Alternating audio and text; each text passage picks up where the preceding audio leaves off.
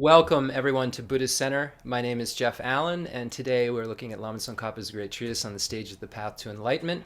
Again, it seems like we've been looking at this for decades because of the kindness of Khenser Geshe Wandak, who arrived in the late 90s to Middletown, Connecticut, with what he called the Lam Rim weapon. And he continued to use that weapon on us to try to change our minds, that weapon against the delusions of our mind, the afflictions, the attachment, hatred, and ignorance. Rinpoche used the weapon of the Lam Rim to try to help us learn how to combat those negativities within our own beings, and showed us such a great example of somebody who had undergone that battle and been quite successful at that battle. So it's wonderful that we still have the ability, because of other teachers and because Rinpoche was so kind to teach me so many things, to carry on this tradition and still talk about the Lam Rim and still be affected by the Lam Rim. And I just feel so blessed to have this information to share, and feel so more blessed to have this information that really has been effective on my mind and on the way that I, interact with the world. It hasn't perfected anything, and I don't claim to have any special realizations that anyone wouldn't have if they spent as much time on this path as I had, even coming from the dullest perspective and the kind of wildest type of being that could get started with it.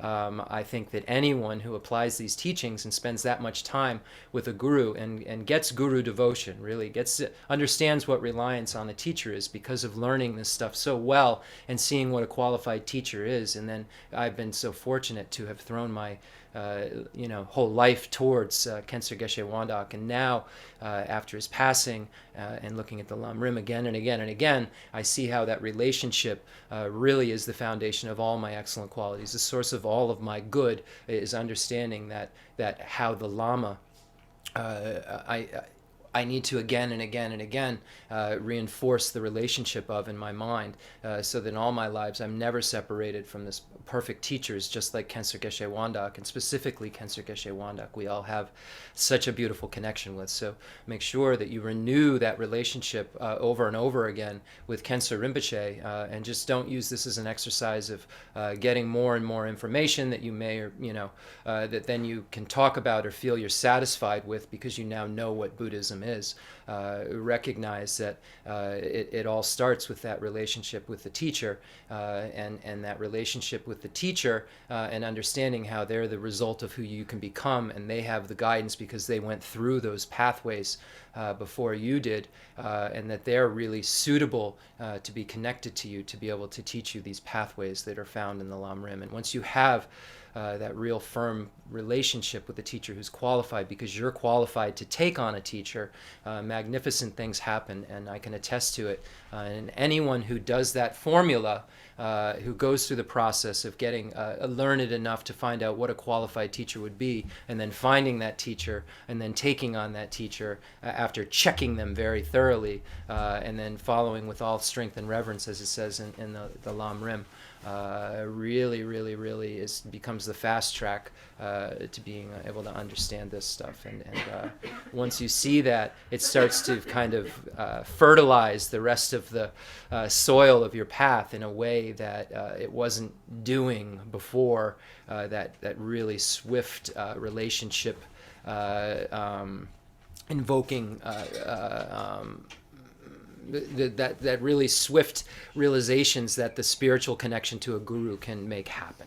So without further ado, let's get into a position that's conducive to listening to the Dharma, getting our mind as clear as possible, so we don't have any of the faults of the three pots, so we can look at ourselves with the six ideas as a student and really listen well and understand that we're ill, and the teacher's like a doctor and the Dharma's like medicine, and we have to take the medicine, and may the teachers stay, and how wonderful it is, and how amazing the Buddhas are, and that these teachings must stay in this world. We have to to be able to start with that idea to properly hear these teachings. So let's get into a meditation posture that will help get our minds clear, and then let's do a little bit of practice so that we can get our minds calmed down, and then from a place of calm down, set a motivation so that when we start to hear this, when we do the prayers, we're doing it with the kind of, even if it's a contrived form, we're doing it with bodhicitta, a mind that wants to become a Buddha for the sake of all sentient beings. And we know that we've arrived at that through a glancing meditation, so that everything that we're doing really is just saturated with this Mahayana mind, or a contrived form or a facsimile of this Mahayana mind, because that is what, if we leave imprints in our continuums, will allow us to connect again and again and again to that vehicle, that great, great vehicle where we find the perfection vehicle, and that very, very rare Vajrayana tradition, the tantric vehicle that we were so blessed to have Rinpoche present to us and put into our palms. And he said, here, when you're ready to practice this, this is in your minds. So I feel so fortunate. So get into a 7-point Vairocana posture. We've gone over this many times. I won't go through all of the points, but one of the main things we want to do is make sure that we have a back that's straight. Kind of the vertebrae is like a stack of coins, as they say, and we'll get into that 7-point Vairocana posture. Just don't close your eyes. Keep them slightly open, pointed at the tip of your nose, so that you don't get into don't have a tendency to kind of fall asleep and get kind of into a dull state. So it's really important. Keep your back straight. Keep your eyes slightly open, not all the way because you're looking at stuff then, but not closed, because then that's going to make you kind of get into a sleepy state. So we have our 7-point Vairocana posture, and let's begin breathing in and out through our nose only, as long as there isn't some physical thing keeping us from being able to breathe in and out of our nose. Hold on one second. Okay, so we're going to breathe in and out. Sorry about the Suma's in the background. Hopefully she'll calm down enough to be able to get through this. Okay, so we're going to begin the 7-point Vairocana posture, breathing in through your nose, all the way to the top of the breath, filling your lungs and your diaphragm, and then turning the breath around and exhaling and counting the number 1. I'm going to repeat the process. Inhale through your nose all the way to the top of the breath, filling your lungs and your diaphragm, turning the breath around and exhaling, counting the number 2. So you're only going to be focusing on the breathing in and out, trying to get rid of any excitement or any distraction or scattering that comes into your mind where you're thinking about something other than the breathing in and breathing out and the number. And you're trying to avoid any kind of dullness that would make your mind kind of darken or sleepy, and not allow the object of observation to be clear. So the focal object is the breathing in and out, and the objects that we're trying to abandon, the objects of abandon, are excitement and scattering and dullness and so forth. Anything that would be not the breathing in and out and the counting of the breath. Let's follow that pattern and breathe in and out in a very natural fashion, not quickly.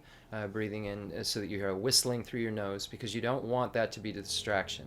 You're not meditating in a way where you're focusing on sense consciousness. Your mind is focusing on the breath, but you're eventually only having the object of observation be the mind that's focused on the breath itself, and the mind is doing the meditating. It isn't meditating with the sense consciousness. So eventually it will just become that object of observation of the breathing in and out and the number. So let's begin with that to get our minds to a neutral place from which we can start to have virtue and start to be more reasonable and not as distracted by attachment and anger and so forth.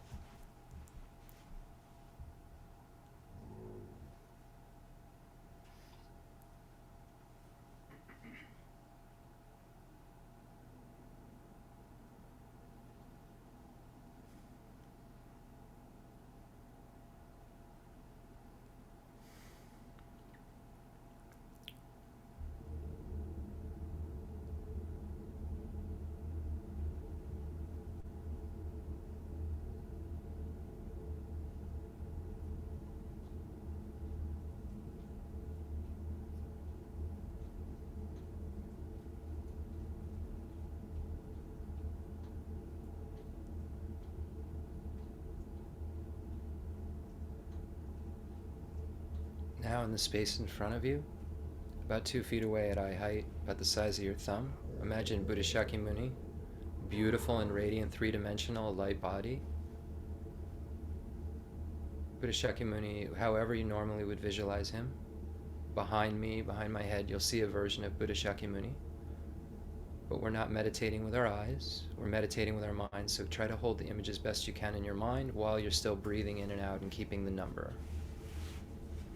Don't allow the number to be on the front of the breath. You've told your mind that the number's on the back of the breath. Inhale, exhale, counting. Now you're holding the image of Buddha Shakyamuni in the space in front of you while you're doing the same exact focal object. Now you've just added the focal object of Buddha Shakyamuni. Breathing in, breathing out, counting, and Buddha Shakyamuni.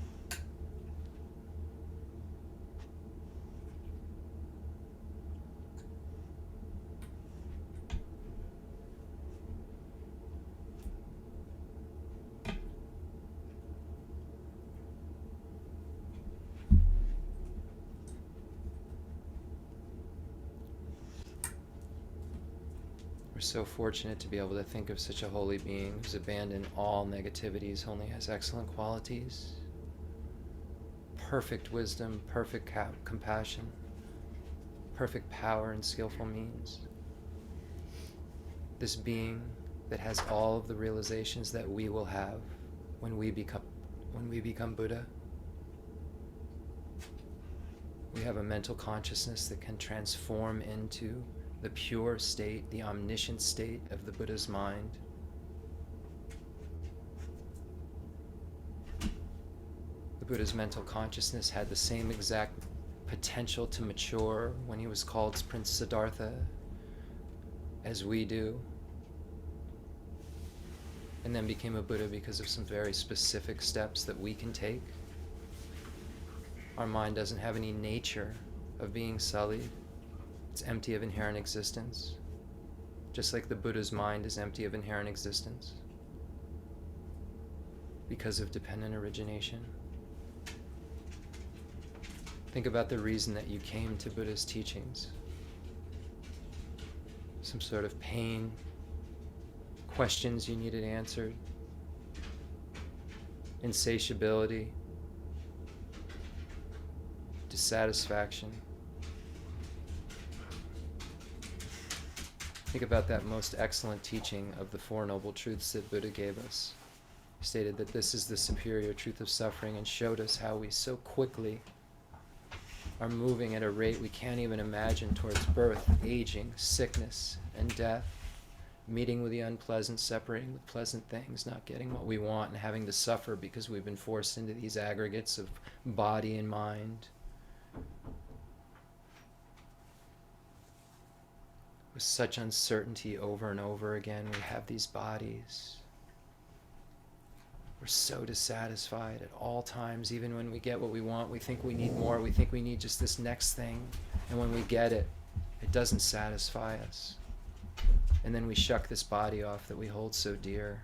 Where will we go?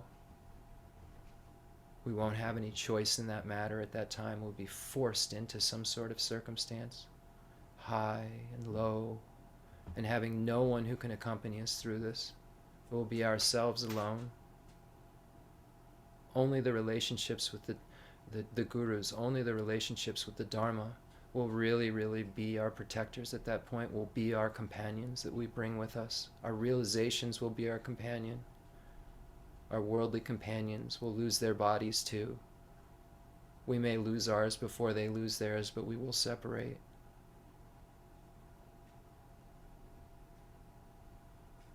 We have this body and mind that at such a coarse level suffers over and over and over again. These coarse things moving so quickly towards birth, aging, sickness, and death. Beginning to die at conception. The yogis can see this. We see that all the happiness that we seek within cyclic existence is a form of suffering eventually for us. It begins its disintegration as soon as it's produced, but we see it as so solid, singular, and permanent that these things will bring us happy, whether the relationships are material things, money. We get them in our hands and we want more, we want something different. The self-destruct mechanism of the fulfillment of our desire within cyclic existence starts the minute that we put it into our hands.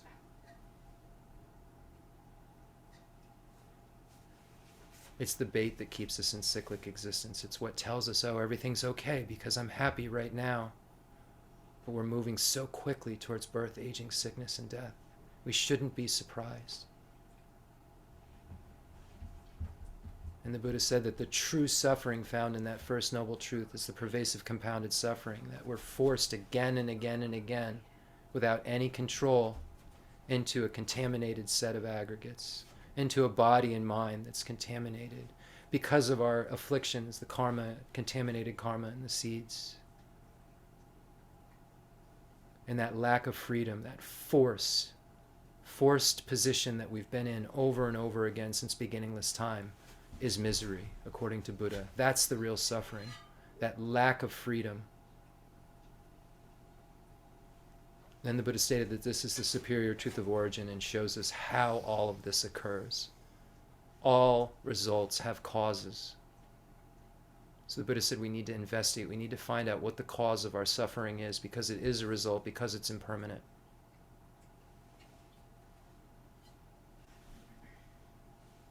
And if we remove causes of results, results don't occur. The Buddha stated that there's a very specific thing that's causing this cycle to happen over and over and over again, and it's ignorance.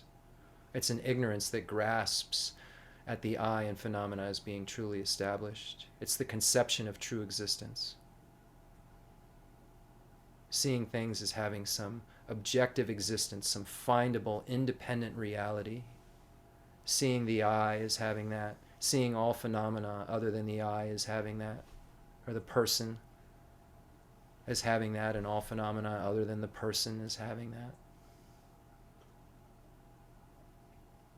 And it's that grasping as some identifiable, findable true existence that then causes us to think inappropriately, think in such a confused way that then gives rise to the afflictions. It's the afflicted state that is the contamination. If it's been brought about by afflictions, it's necessarily contaminated. That's what makes the contamination happen. It's the afflictions that were brought about by inappropriate attention, that was brought about by ignorance. And those afflictions cause us to engage in contaminated karmas. Pathways to the lower realms of cyclic existence, pathways to the higher realms within cyclic existence, all suffering. All driven by ignorance, all removable. Then the Buddha stated that this is the superior truth of cessation and said, this is all can go away. The cause is removable. The origin of suffering is removable. Therefore, the suffering itself that's produced from it is removable. And stated that you can remove it by relying on a superior path, and stated that this is the superior truth of path. A path of wisdom that would understand how to uproot that ignorance is what you would need. A path of wisdom that recognizes that all phenomena lack true establishment. And that understanding of wisdom that could be refined more and more and more and then seen directly would cut the root of cyclic existence and eventually remove the afflictive obstructions, because the afflictions are gone.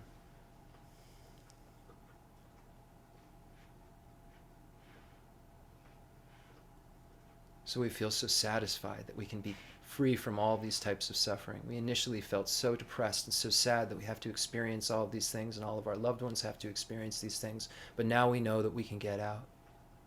The Buddha said you can remove the afflictive obstructions, and that's what binds you to cyclic existence. All of those afflictions brought about by ignorance. The main affliction. And we think about our loved ones. The Buddha said that there's more if you would like it. If you'd like the state of Buddhahood, you not only remove the afflictive obstructions, but you have to get rid of the cognitive obscurations or the obstructions to omniscience.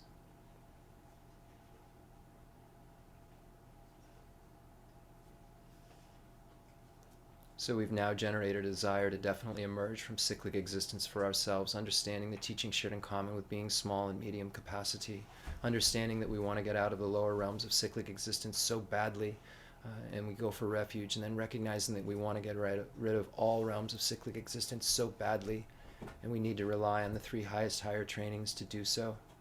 That path And we want out of cyclic existence so bad.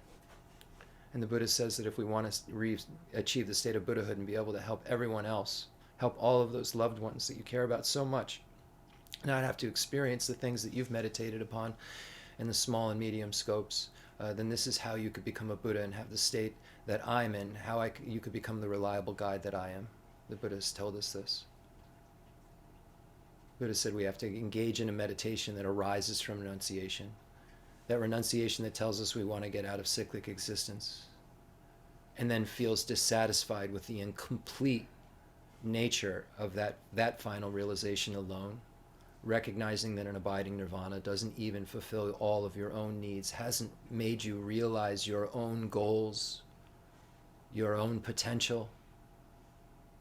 And then with that in mind, your renunciation grows stronger, where you renounce even the abiding nirvana of a here and solitary realizer. That's not enough. You must be fully perfected as a being. And the only way that you can do that is to do that for the sake of others and to put others' needs before your own. And the Buddha said there's a very specific process to doing that. Recognizing that since beginningless time, we've had every relationship with every single sentient being. There's been no certainty. We say friends, we say strangers, we say enemies, but there's no solid state in any of those names. Previously in lives, my friends were my enemies and strangers were my loved ones. In this life, we see all of the relationships can change. Loved ones become enemies, strangers become loved ones. There's no certainty. Those names are just names childish people would use, who didn't understand reality, who didn't understand rebirth. So we start to become more reasonable around friends, strangers, and enemies. And we become willing to equally help all of them because they've all helped us equally.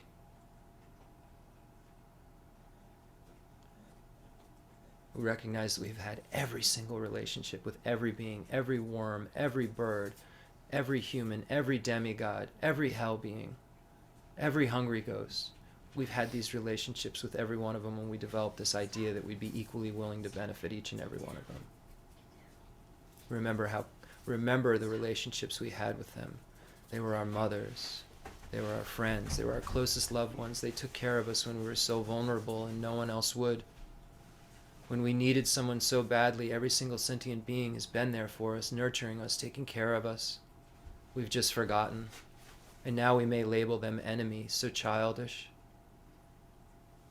So wrong. Because our minds are so small, we don't remember how kind they were to us. We think about the kindness they've shown us, how they fed us, how they bathed us, how they made sure that we were free from danger, the best that they could. We wish we could do something for them. We wish we could repay that kindness that they've shown us. And we know that the happiness in cyclic existence is just the bait that keeps people coming back for more. And we look for something more that we could give these beings. Because we aren't settling for that anymore. We now have renunciation and wanted to emerge from cyclic existence altogether. We want that for them too, because that would be the only way we could repay the kindness they've shown us, is to get what we want, what will make us happy. So then we think about how important each and every being is. They're equally important as us. Every single sentient being experiences pain and it hurts just like me. Every single sentient being, when they're happy, experiences a nice feeling, a blissful feeling, just like me. My happiness, my freedom from suffering is no more important than theirs. 1,000 people in front of me who are experiencing pain and want to be free from it. I want to be free from the experience of pain. How could I say that my freedom from pain is more important than those 1,000 people in front of me? How could I say my happiness is more important than the 1,000 people in front of me? We're all equally important. Cherishing ourselves only leads to suffering. It's the chronic disease, it says in the Guru Puja, of the self-cherishing attitude that leads us to all miseries. Shantideva's Guide to the Bodhisattva Way of Life says that every misery in the world is caused by a self-cherishing attitude. Wars break out because of self-cherishing attitude. We argue with others. We try to get what we want. We'll sometimes even fight physically with them. And then when we feel terrible, when we're all alone, we'll know that it wasn't their fault. It wasn't anyone else's fault. The only one to blame is the self-cherishing attitude brought about by the grasping at true existence. That grasping, that conception of true existence, that belief that the I has some sort of inherent existence is this very, very evil terrorist inside us that then causes the self-cherishing attitude to emerge. It makes us feel so much more important than everyone else and then causes us to suffer again and again and again. We've given this self-cherishing attitude so much credit, and we feel that it protects us and it makes us get things that we need and that we want, and it makes us so happy, but it's been fooling us all of these years. It's like a naked, empty-handed being that comes to us and says they can offer us the world. We look at the beings who cherish others. We see all the holy beings. Even in this world right now, His Holiness the Dalai Lama, we look at Khyentse Geshe Wandak, Demoloche Rinpoche, all these holy, holy beings, Jesus, Moses, all of these holy, holy beings that have affected the world. Mother Teresa, Gandhi. What did these beings have in common? They cherished others. They loved others so, so much, and they became jewels of the world. We look at ourselves. We compare ourselves to these holy beings like His Holiness the Dalai Lama, and we can see a clear distinction. We see that cherishing others would allow us to be a jewel of the world. We could really, really do something good. If we could get ourselves out of the way Khyentse Geshe Wandak and His Holiness the Dalai Lama do, and Geshe Dorje Damdu do. We see so clearly. When you get yourself out of the way, everything becomes possible in terms of helping others. Imagine taking on the suffering of the hell, hungry ghost, animals, humans, demigods, and gods through your left nostril. Imagine that taking on of the suffering destroys your self-cherishing attitude. Imagine that there's a black dot at your heart that as you inhale and take on the suffering of others, it destroys that black dot, which is the self-cherishing attitude, and imagine that it catches on fire and smoke and ashes come off of it, and now your mind is pure and ready to cherish others and full of love, and now because of that, you then through your right nostril exhale white light rays that then give all these sentient beings, hell, hungry ghost, animal, human, demigods and gods, all of your root virtues of happiness, brings them to a state where they're free completely from states of negativity and so forth. So we imagine that all of these sentient beings are experiencing a state of happiness because of our willingness, our purity, our lack of self-cherishing that gives them all of this happiness. And then we think about how we must then put others' needs before our own. If we want to truly experience happiness, if we want that happiness and bliss that beings experience, like a father or a mother when they first look at their child, that bliss that they experience, if we want that all of the time, every moment, we have to have that in relation to every being at every moment, as if they were a newborn child when we see them. And when we see them, we should see them as beings who've taken such good care of us. So we really look at this idea of putting their needs before our own the way that a kind parent would, and the bliss that they would experience because of doing that makes sense logically for us to do that. So we recognize that putting others' needs before our own is a very, very unique teaching that the Buddha has given us and shown us why we should do this to experience the highest amount of happiness. Then we think about the great kindness of all sentient beings, everything they've shown us and given for us, done for us, all of the wonderful things that we have in our home, all of the drinks that we're able to use, the cups that we have, everything is because of the interdependence of so many different sentient beings. When we think about the food that we have and generations after generations that planted seeds that make it so that we can eat, we see there's such an interdependence, and we see the great kindness of all sentient beings. Not only were they our mothers in previous lives and our closest loved ones in previous lives, but they also in this life, as a direct result of all of sentient beings, were able to experience the comforts that we experience and the happinesses that we experience, even in terms of music, food, entertainment, everything you can think of, our blankets that we use, our beds that we lay on, everything is because of the kindness and the interdependence of all sentient beings. So we think about this and we say, I must be the one that brings sentient beings. We go from, may all sentient beings have happiness and the causes of happiness, to I will be the one who brings them to a state of happiness. May I be the cause of that.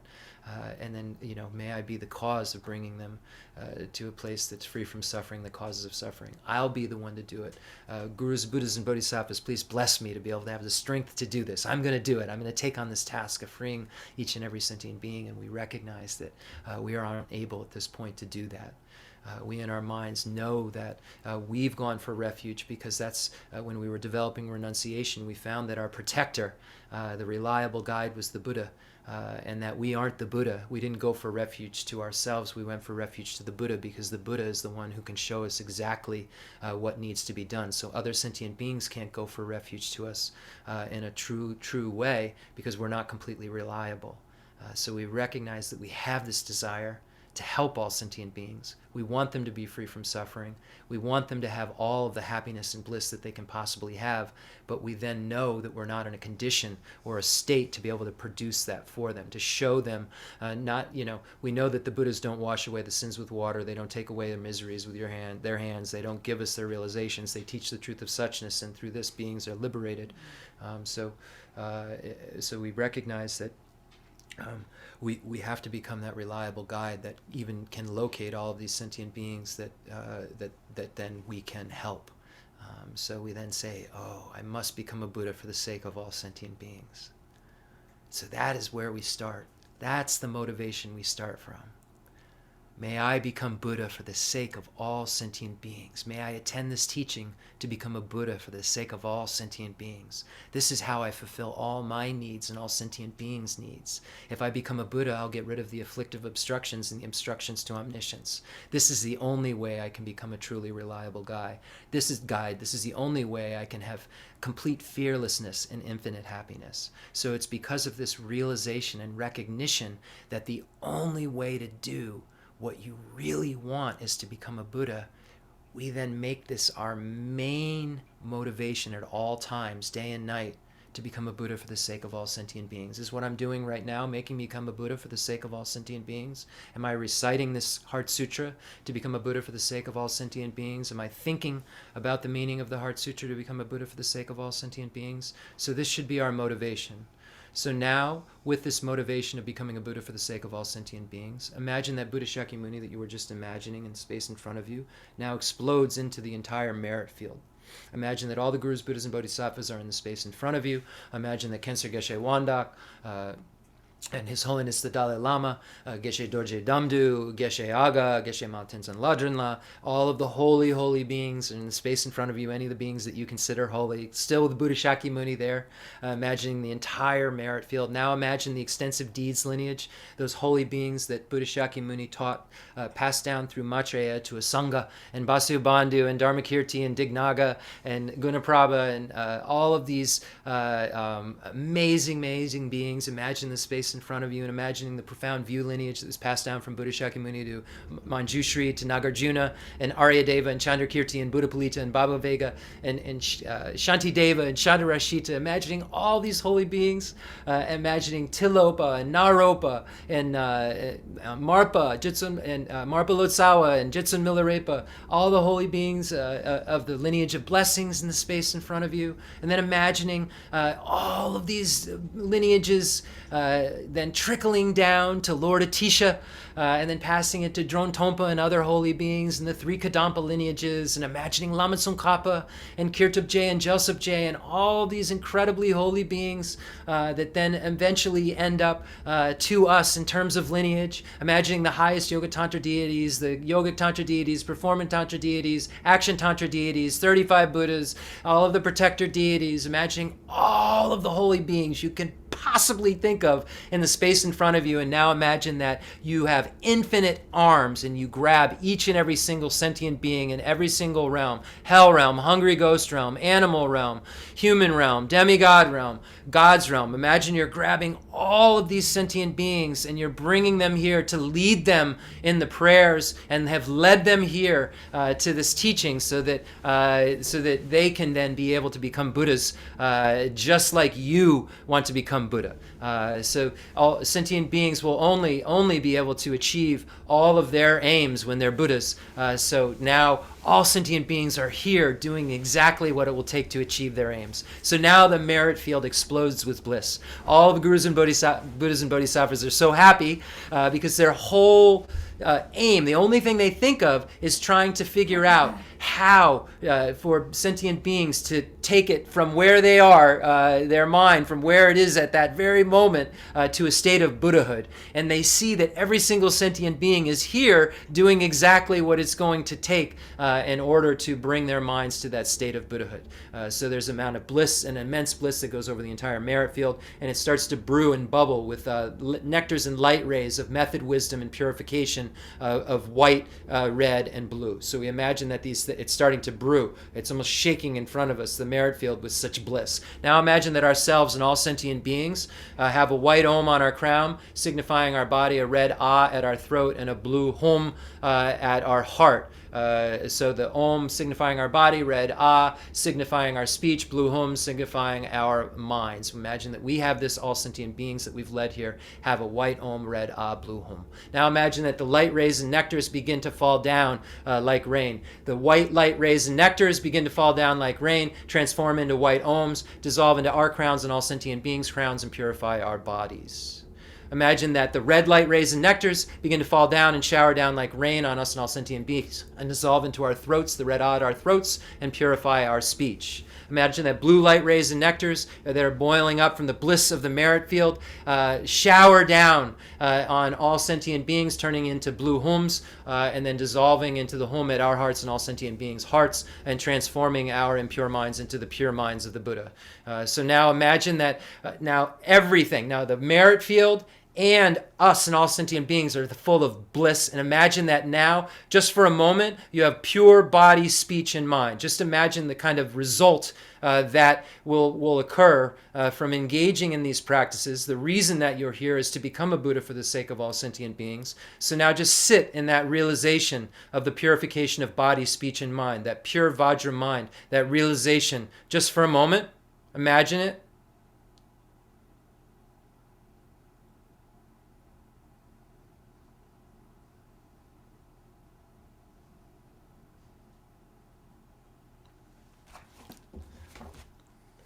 Now you've imagined that you've transformed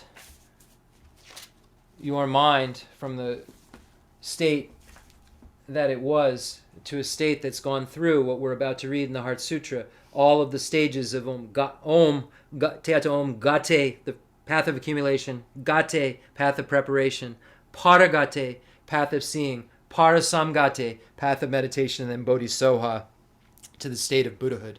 So we imagine that when we arrive at that process, it's not magic. We've arrived at that process through going through all of the stages of the path that are necessary for us to arrive at that process, and recognizing that all of those stages of the path are empty of true establishment and not holding to them as having some kind of true existence, or we as a practitioner as having some sort of true existence, our practice of the path as having some sort of true existence, or the path of having some sort of true existence. But recognizing that they do have existence and finding the middle way between nihilism and substantialism in relation relation to ourself, our actions, and the object of our actions, and so forth. So the action, agent, and object are all empty of inherent existence, while still working within the realm of karma in a conventional way from a subjectively existent standpoint. So, but ultimately having no true establishment, having no findable reality or objective existence, and having no subjective reality at an ultimate level either.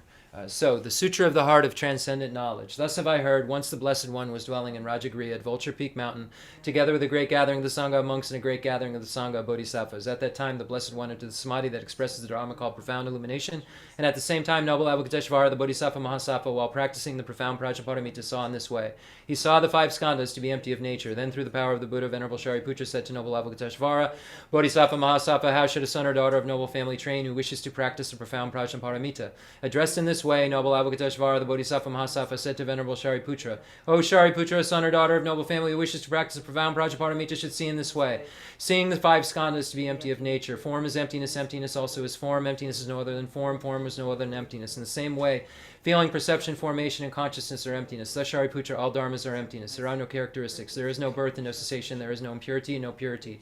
There is no decrease and no increase. Therefore, Shariputra, in emptiness there is no form, no feeling, no perception, no formation, no consciousness, no eye, no ear, no nose, no tongue, no body, no mind, no appearance, no sound, no smell, no taste, no touch, no dharmas, no I dhatu up to no mind dhatu, no dhatu of dharmas, no mind not conscious dhatu, no ignorance, no end of ignorance up to no old age and death, no end of old age and death, no suffering, no origin of suffering, no cessation of suffering, no path, no wisdom, no attainment, and no non-attainment.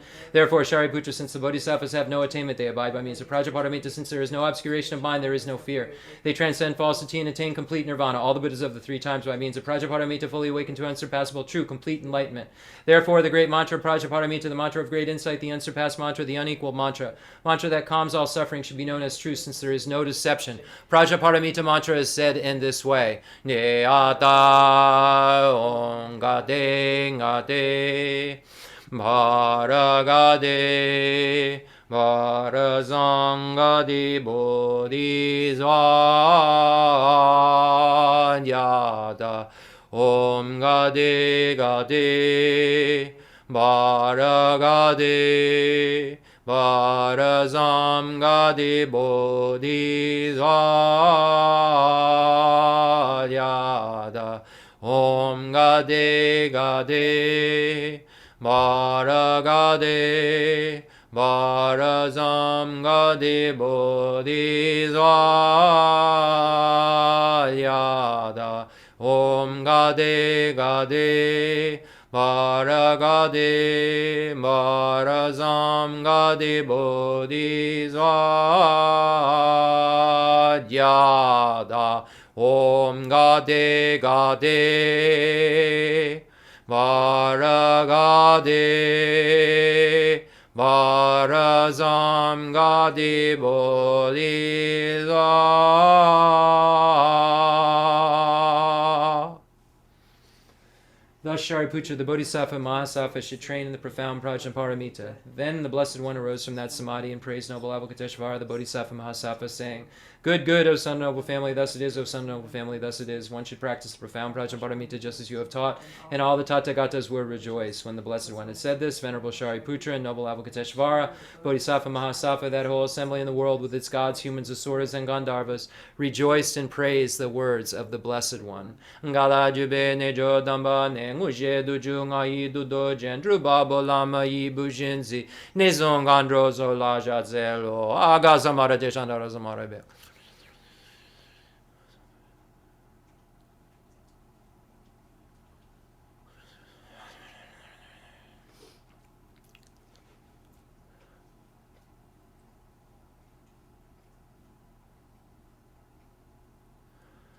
Aga Zamara Dajandara Zamara Vedia Ongati Gati Paragati Parasangati Bodhizo Baba Gonja Sanji Gaye Demidoji Lobadoji Mebadoji Shiva Doji Dragi Baji Medumishi Danji Shedin Korea Soha Gerin Donjaji Shiwadan Midun Bejandandra Wadan Tombadon Jimbon Zondon Joji Daji De Jandenda de Lejo. Okay, we'll make a mandala offering. offering a perfect universe with perfect beings. And when we make an offering of a perfect universe, of course, the Gurus, Buddhas, and Bodhisattvas would like to see it filled with all sentient beings that aren't suffering, that are experiencing this pure, pure realm of happiness. So when you make this offering of a perfect universe to the teacher, going back to all of the lineage of the Gurus, Buddhas, and Bodhisattvas, the lineage that allows this teaching to happen, make sure that you're offering this perfect universe filled with all beings that have happiness and the cause of happiness and are free from suffering, the causes of suffering. So we'll make this mandala offering. The fundamental ground is scented with incense and strewn with flowers, adorned with Mount Meru, the four continents, the sun, and the moon. I imagine this as a Buddha land and offer it. May all sentient beings enjoy this pure realm. Holy Lamas high, wrap the sky of your Dharma bodies in massive clouds of knowledge and love, and let them pour upon the earth of your disciples as we are ready, a shower of rain, the teachings deep and wide. I send forth this jeweled mandala to you, precious Guru. Sanje je dan soji je nan la janju badu da ni jazuji dagi juje ji bezon nanji jola benji sanje juba jo sanje je dan soji je nan la janju badu da ni jazuji dagi juje ji bezon nanji jola benji sanje juba jo sanje je dan soji je nan la janju badu da ni jazuji Dagi juje ji bezananji drola benji zanye dubarjo.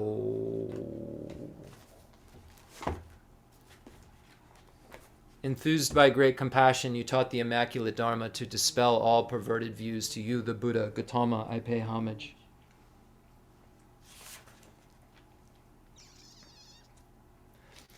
Independent origination, there is no ceasing, no arising, no annihilation, no permanence, no coming, no going, no separateness, no sameness. I prostrate to the consummate Buddha, the supreme among all teachers, the one who taught this peace, which is free of elaborations,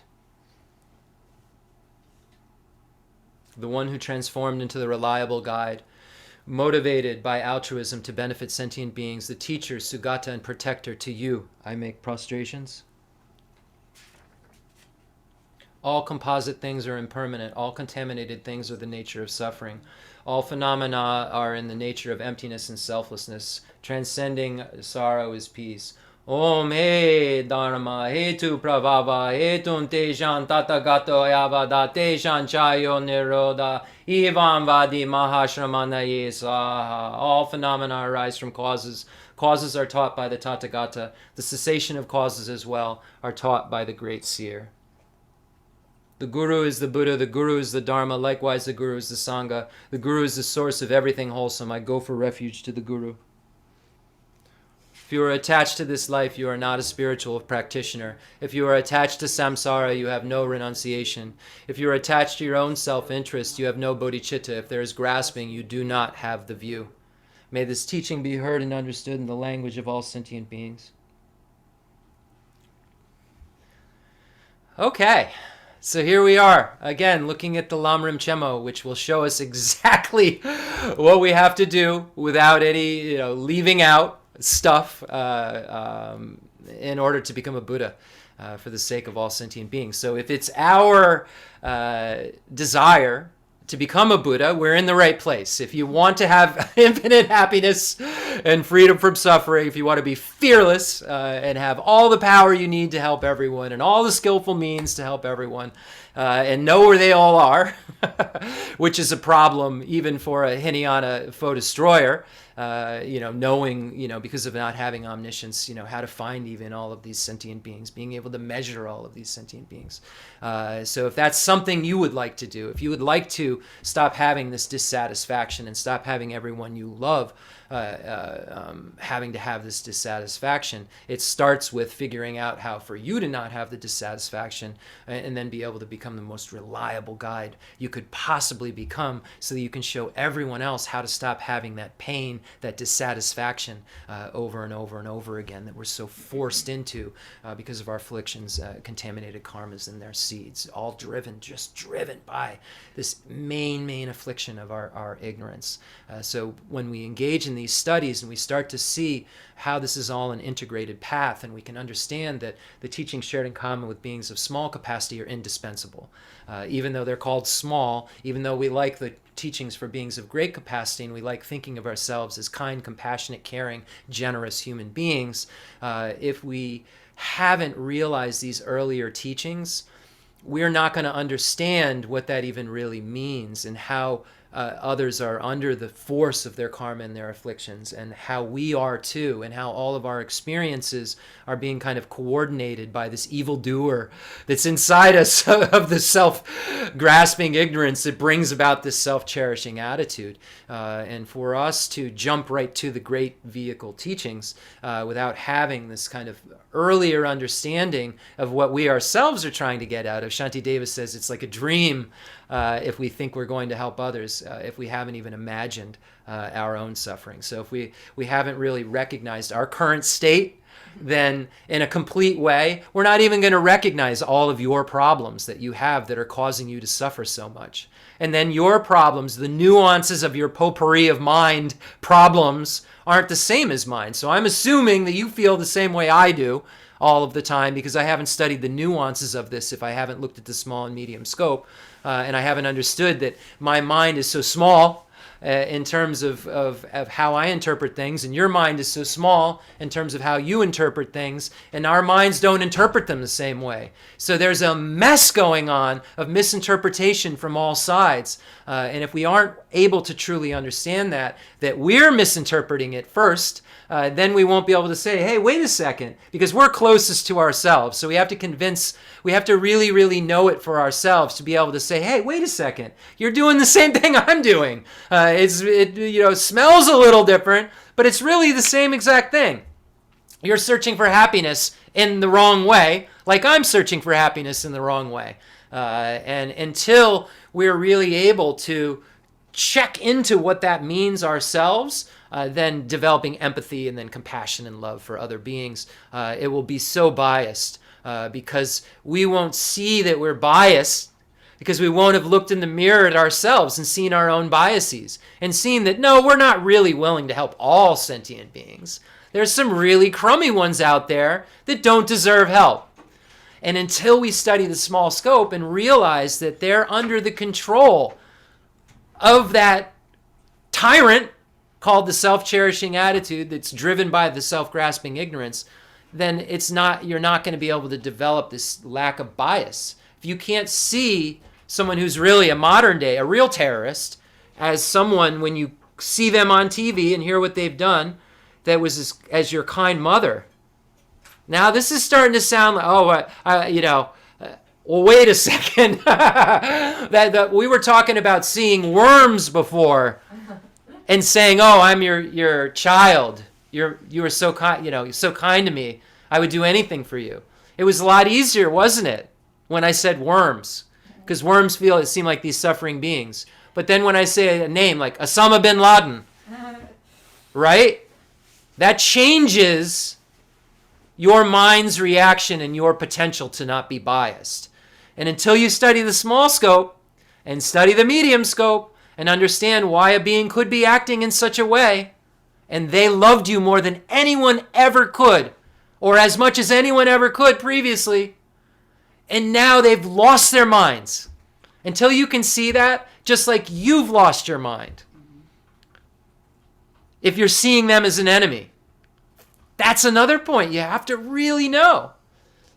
If they're acting out of control, if you're seeing them as an enemy, you've lost your mind. You can't see beyond this very small thing. We have beginningless lives, endless consciousness, and you're looking at this moment of a behavior. How many moments of behavior did you regret? Maybe they didn't get as drastic. I hope not. But if they did, you know what? Angumala killed 999 people. It can be purified. The Buddha, he was told by a wrong spiritual teacher. There's a story.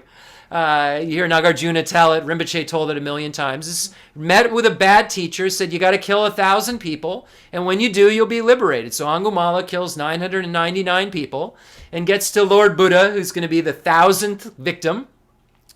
He's now made a necklace with fingers of all of his victims. So he has this necklace of fingers around him. He's Angamala, 999 fingers is what he wears as a necklace. And he sees Buddha, and he thinks, okay, that's my 1,000th person to kill.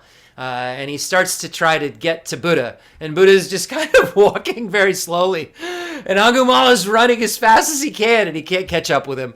And all this while that this is going on, he's developing faith, and seeing this holy being is much more than this teacher that taught him the wrong thing. He recognizes it and starts to recognize these qualities he's never seen before. This teacher told him the wrong thing, and he now realizes that teacher was basically garbage, compared to what he's witnessing and seeing a being. And there's a long story. You'll have to look at the history on it, the story on it. And then Angamala purifies these misdeeds and is able to achieve Arya or Arhatship. I forget which it is. In that lifetime that had engaged in those negativities, Milarepa was able to purify all of the negativities that he engaged in and became a Buddha in that lifetime. So it doesn't matter where you've been, it matters where you're going right now. Like whatever you've done before, it can be purified, and you've done worse in a previous life. You've chopped off people's heads, you've done really horrible things, just as horrible as, these things these atrocities we see on the news. You've done things just as horrible. So start there. Start by knowing that when you were embodied in different forms, you've done things just as horrible. But you've also done things more loving than you could have ever done in this lifetime. You've met with teachers. You've engaged in practices of ethics, patience, ethics, generosity, patience, effort, concentration, and wisdom. You've engaged in that. I did it out of order because in the Lam Rim it says you must first have a foundation of ethics, which is actually the second of the perfections, and then it says and the other 5 perfections. So you've previously done all of those things, all of those very holy, wonderful things. You've met with holy gurus before. Prove it, you just did again. Results are concordant with their causes. You couldn't have met with such an advanced bodhisattva if you didn't have special karma to meet with an advanced bodhisattva. But you have the karma also lingering around in here of chopping off heads. So you've got to make sure that in this life you're purifying, getting merit, relying on a teacher, and getting the wisdom arisen from hearing, contemplation, and meditation. So that when you reach that point when this life's going to be over, however that's going to happen, you know that the next step after you're dead, and then your consciousness goes to the intermediate state, will be all right. You won't be worried. You won't be like, where am I going to? You won't be worried. I remember there was if you've created the virtue and you've created the causes, you could pray at that moment to go to hell and you wouldn't be able to. There's a great Kadampa Geshe. I don't remember which one it is. Maybe, I don't want to say the wrong one. One of Potawa Sharawa, one of them. He's on his deathbed, and he says go to his students, go make an offering. My wishes aren't fulfilled. And he said all these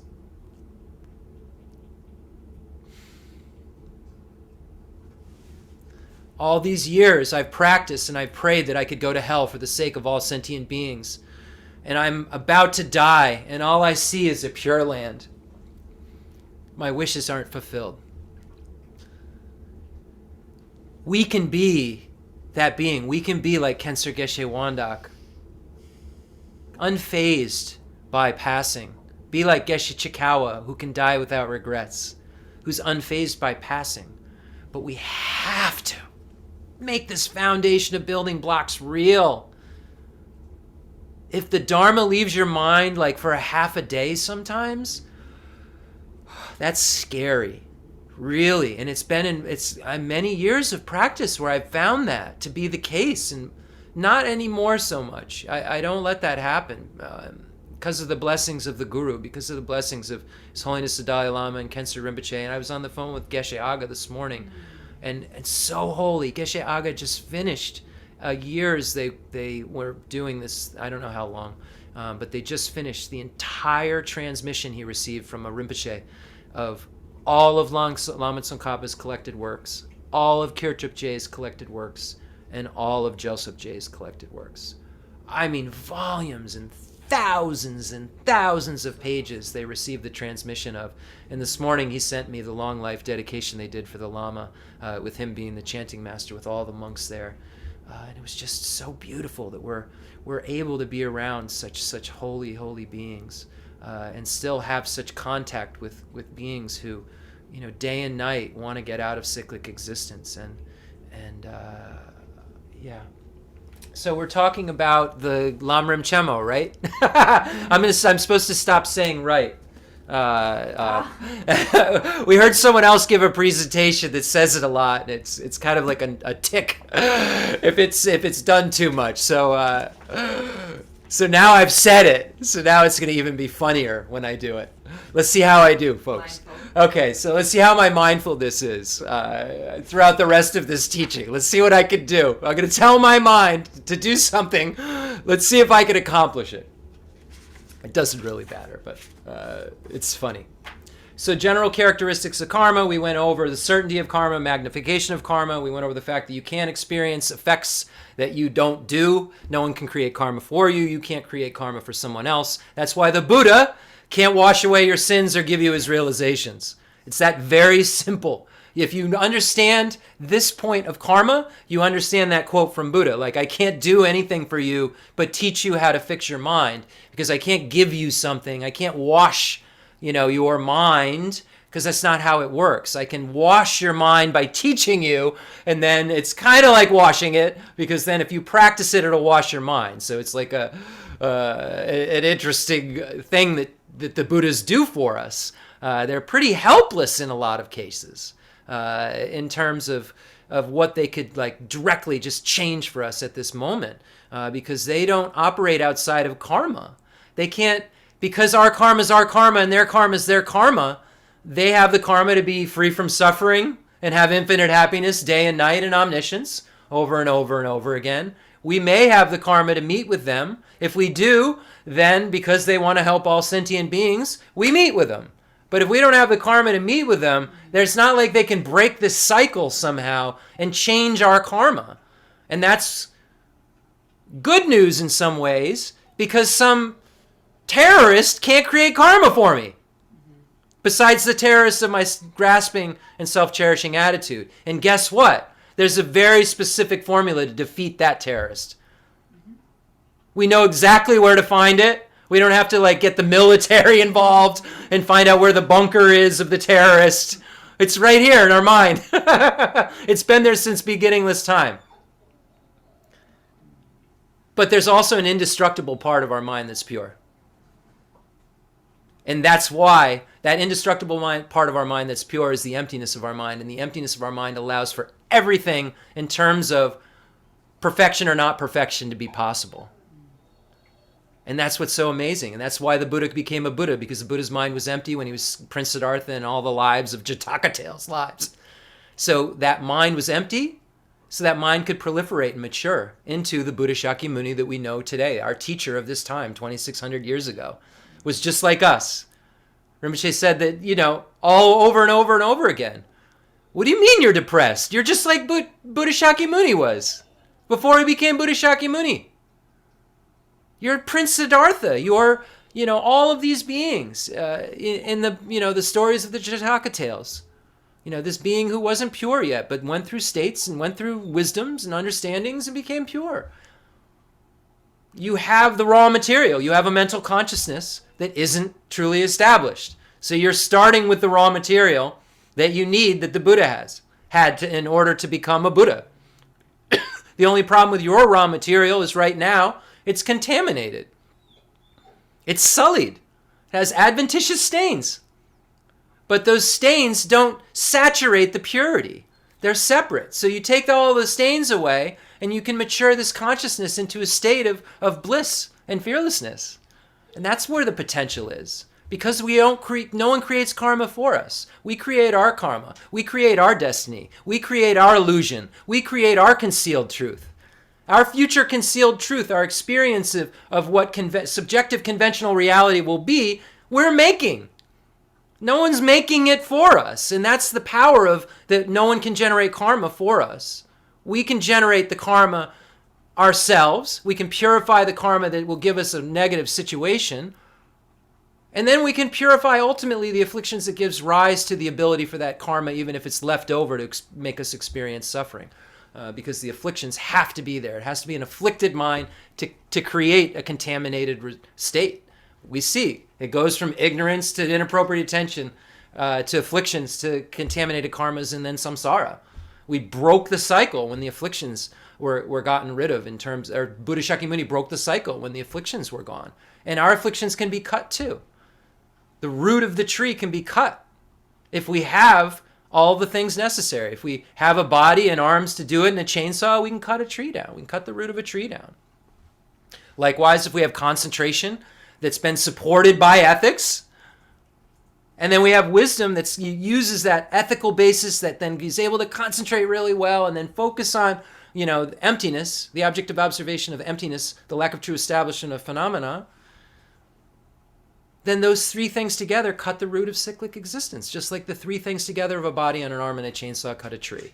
Ethics, concentration, and wisdom, cut the tree of the root of cyclic existence and suffering. And when the wind of bodhicitta, when it's not just renunciation that's fueling the three highest higher trainings, when bodhicitta wind is what's really fueling it, then the wind of bodhicitta causes those three highest higher trainings to produce a Buddhahood, instead of just an abiding nirvana of a hearer, a solitary realizer. So we are in control of our destiny. We are the ones who will make our concealed reality in the future.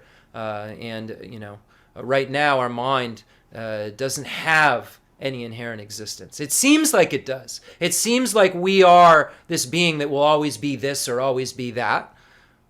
But it's really not true. There's 1,000 moments in a second where we're changing and where the person that we thought we were has died. I've died 1,000 times every second in terms of the self. This moment's self is replaced by the next moment's self, replaced by the next moment's self, replaced by the next moment's self. And then when I start to try to find where this self is, and this is coarse, looking at selflessness in a very coarse way, when I start to try to identify where this thing is that's moving so fast, I can't even find it. We see a train. When was the train on that part of the track? When was that part of the wheel on that part of the track? A train that's going 100 miles an hour. Identify that moment that wheel was on that part of the track. So we're moving so quickly. And then there's this I that's just changing and dying and becoming older. Jeff's a thousandth of a moment older every second. Or 1,000 moments older every second is a better way to put it. Sorry. But we don't see, since conception, I've been dying. But we don't see that. There's no identifiable, right now I'm Jeff and I'm 50 and I live in Connecticut. But what Jeff that's 50 that lives in Connecticut? The one that just died 1,000 times a second? Where is that Jeff? What are you talking about? Find that Jeff for me. How old's that Jeff? Is that Jeff 50 plus, I don't know, 25 days? How many moments are in those days, right? You start to think, I did the right. You start to think about it. How many moments are there? How many Jeffs are there? Are those all different Jeffs? It's just a continuum of Jeff. But it's not really the Jeff I'm thinking it is the Jeff, because I'm not thinking like the Jeff that was a moment before isn't here anymore. I'm thinking that I've always been. I don't even think I was younger, really. I'm just like this Jeff that just I don't know. But I feel like it's so solid right now. I feel like this Jeff right here is so solid. Do you feel like you're so solid? I do. I feel like there's just this Jeff here that's so solid and there's nothing going on. There's no 1,000 changes happening place. I'm not shaking internally like physics says. There's always anything that's, changing, there's heat and it's moving inside subtly. I don't feel like that. I don't feel like I'm just like this Jeff that every second 1,000 times is like changing. I feel like there's just Jeff. And it feels so solid. It feels so permanent. It feels like it will always be like this. And then in 10 years, if I'm still alive and I'm 60, I'll be like, yeah, this is Jeff. And I won't even really see that there's been 10 years of Jeffs that I was identifying in moments as having some sort of objective existence, some sort of permanent, singular, isolated, findable thing. And it's not tenable when we start to look at it. So this subtle impermanence starts to show us a little bit of a clue into reality. And then we realize that in each of those moments, there's just causes and conditions coming together, wholes and parts, and then a subjective awareness naming it all and bringing it into being as this or that. That's it. It's moving so quickly. And every second, 1,000 times, I'm identifying something with a label. And I'm believing that it objectively, whatever I'm labeling at that time, whether it's a flower, a car, the sky, or myself, if I'm wrapped up in me, it's just a label that I'm doing 1,000 times a second. And that label is just a picture in my mind. It's not even a complete picture. I'm seeing reality in an incomplete way, then I call it something, and then I go about my day 1,000 times a second. And that's the subtle selflessness. That's what separates. The impermanence is that coarse kind of, 1,000 times a second it's moving. Where's, find the dying Jeff. But really 1,000 times a second there's been a lot more going on than just the impermanence of a dissolving out Jeff. Something more than the Vibhashika school says. Something more than a seed giving rise to a sprout and then the seed disintegrating once the sprout's arisen.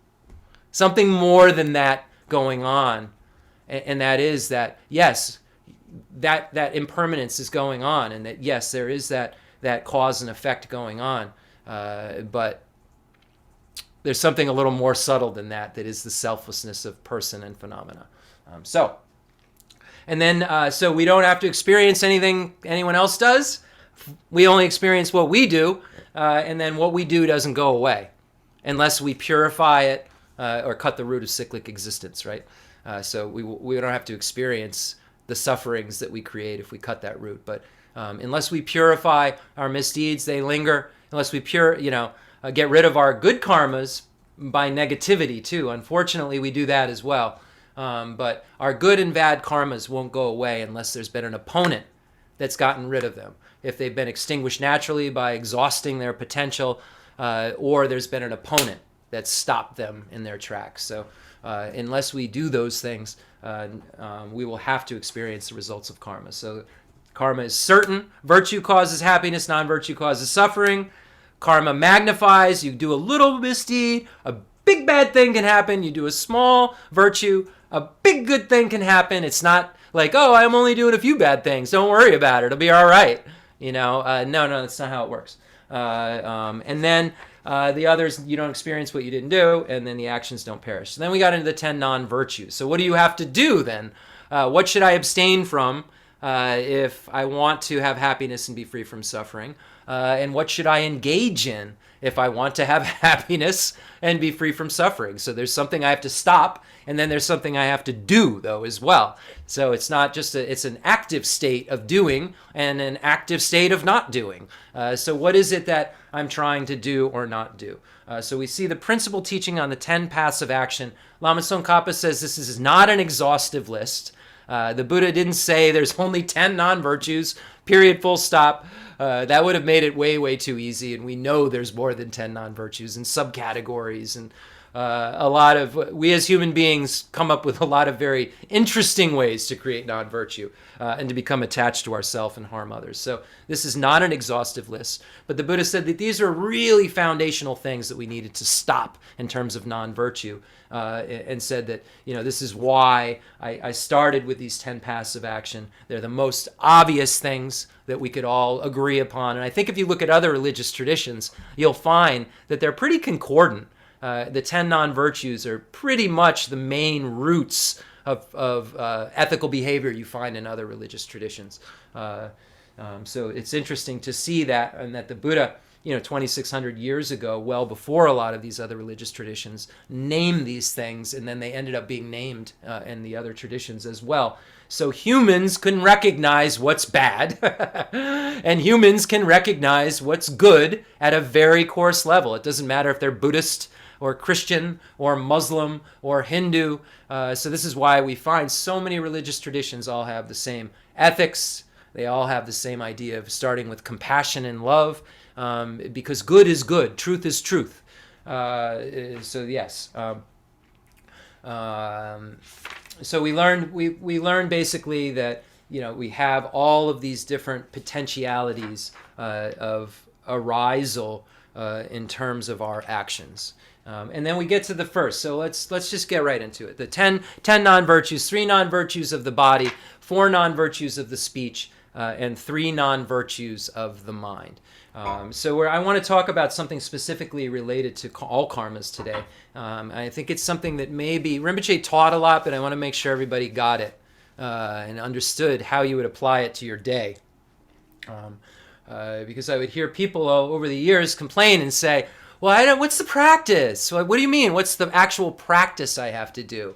And I was always like, the practice is, a lot of it is the studying and then the actual abandonment of the things you're studying, and taking the things that you're studying and that Rinpoche's taught us and that we're looking at every day, hopefully, and then acting accordingly. And then the more we act accordingly, the more familiar we are with acting accordingly, and the more familiar we are with being good, the closer we are to being Buddha, who's the ultimate good.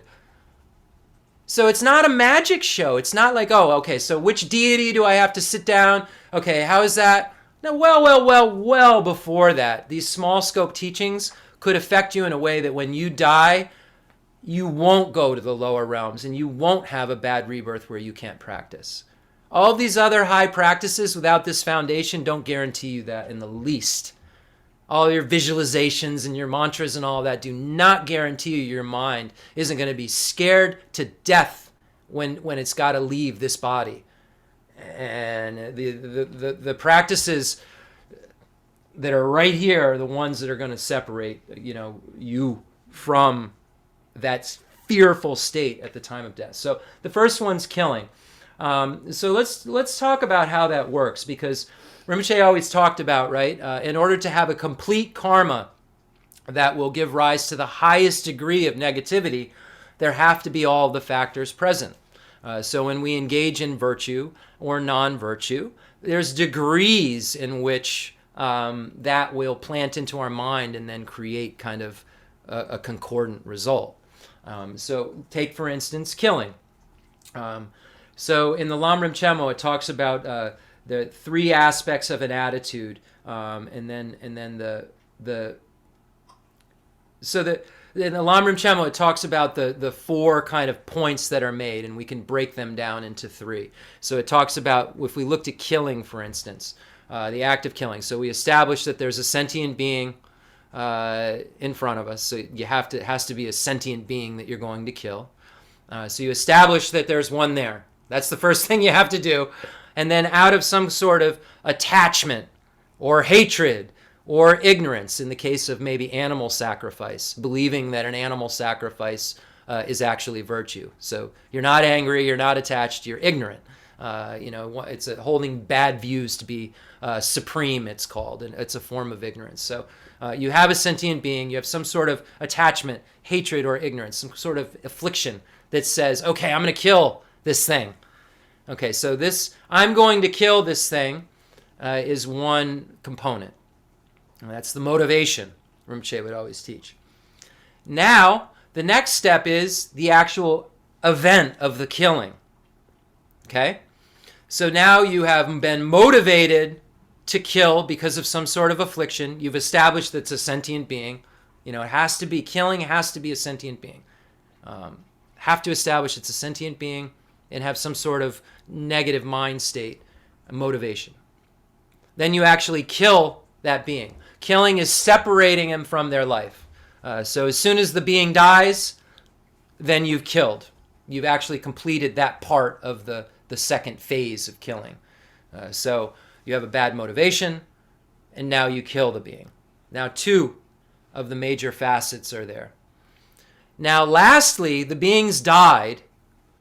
If you rejoice, it's the after emotion. If you rejoice in having done the killing, then all 3 things are complete. And Rinpoche always said that if all 3 things are complete, it's the greatest degree of non-virtue, gives rise to a hell realm. If 2 of those things are complete, it's a medium non-virtue and gives rise to a hungry ghost. And if only one of them's complete, it's a small non-virtue and it'll give rise to an animal realm. Now, this is a very simplistic way of looking at it. Karma is very, very complex. So let's not oversimplify things, but this gives us an idea of how the most extreme results that we have to experience come from the most extreme executions of karma. And this relates to, it's related in this way to all of the different non-virtues and virtues. So we can apply this same formula to all of the other ones. So how does this, okay, great. So we do the worst, then the way that we start to change our mind is by saying, okay, so take for instance, if you're normally a hunter or you engage in something like that. So you go out, you've started to study Buddhism, you go out to do your daily normal routine of your hunting or doing whatever you go do. You know, you see an animal in your sights, you pull the trigger, the animal's been killed, and now you say, oh my God, I study Buddhism. Why am I doing this? Why am I doing this? That's the beginning of spiritual evolution. It doesn't start with, now I'm a Buddhist, no drinking, no killing, no stealing, no lying, no cheating, no did it, and I have to do this, I have to be perfect. We know that Buddhism's a blueprint to our life change. It shows us how to achieve the ideals that are being presented. It doesn't just say, you have to be good. Period. Be good. Are you good yet? Have you been good yet? That's not realistic. It's not realistic for human conditions. If most people are involved with the ignoble, therefore most people go to the lower realms, we couldn't expect that in a continuum like ours, that has so many weaknesses and so many strengths too, to be able to just adopt these principles of Buddhism in a black and white way immediately. But we have no chance at adopting them even in like a coarse way and starting to get better if we don't try. So the whole point of studying a little bit every day and trying to get our mind calmer every day is if we're a hunter, when we pull the trigger and the animal dies, we say, oh, I feel bad. Now we've only created a medium degree of karma at that point. Now the next morning you're about to go hunting and you say, that didn't feel good. You've told your mind now, okay, that killing something feels bad. So the more you remind yourself of that, the less you'll want to kill. So this is about a maturate. The reason that we have proliferating Buddha nature is because we have to mature. We have to slowly move into this state of purity. And it doesn't happen overnight. But it doesn't happen by doing nothing. And I've had a very slow maturation myself. But I every day did Buddhism.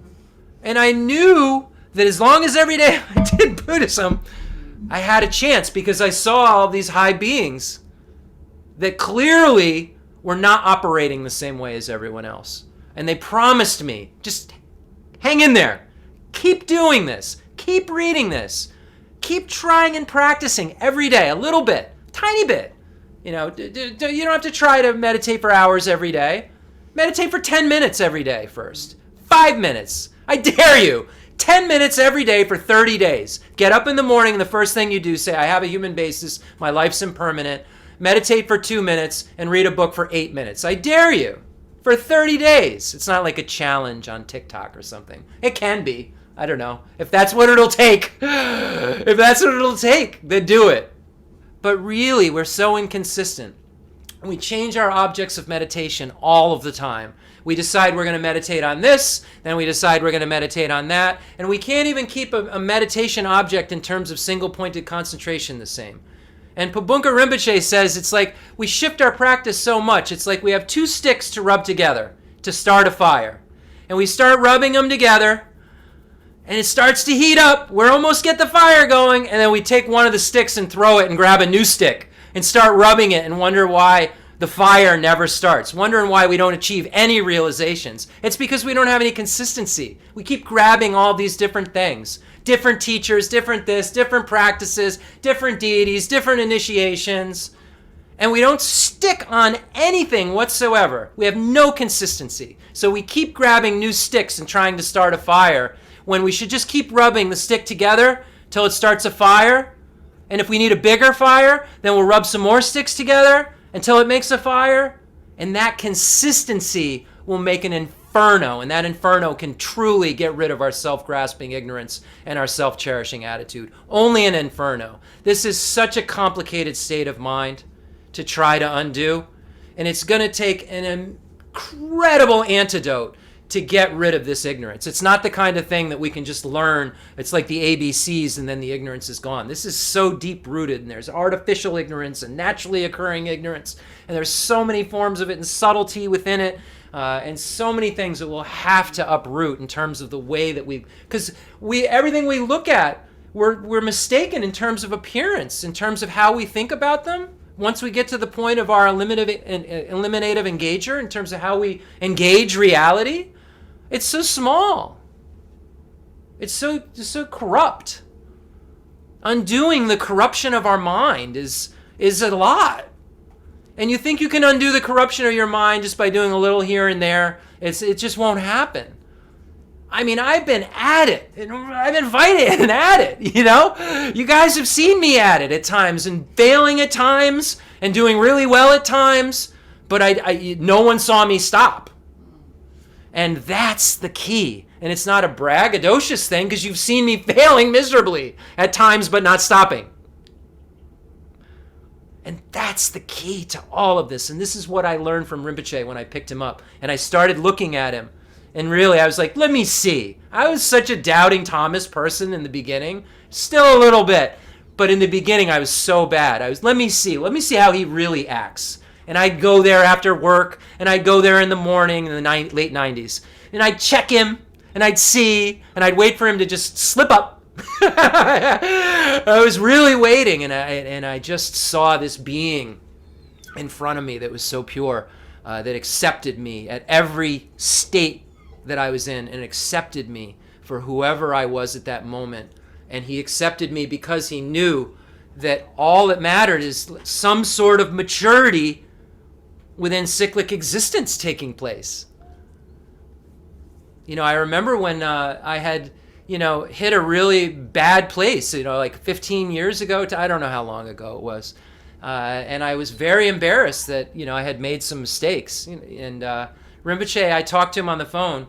Long story, but I called him on the phone and I said, listen, you may want to get another translator.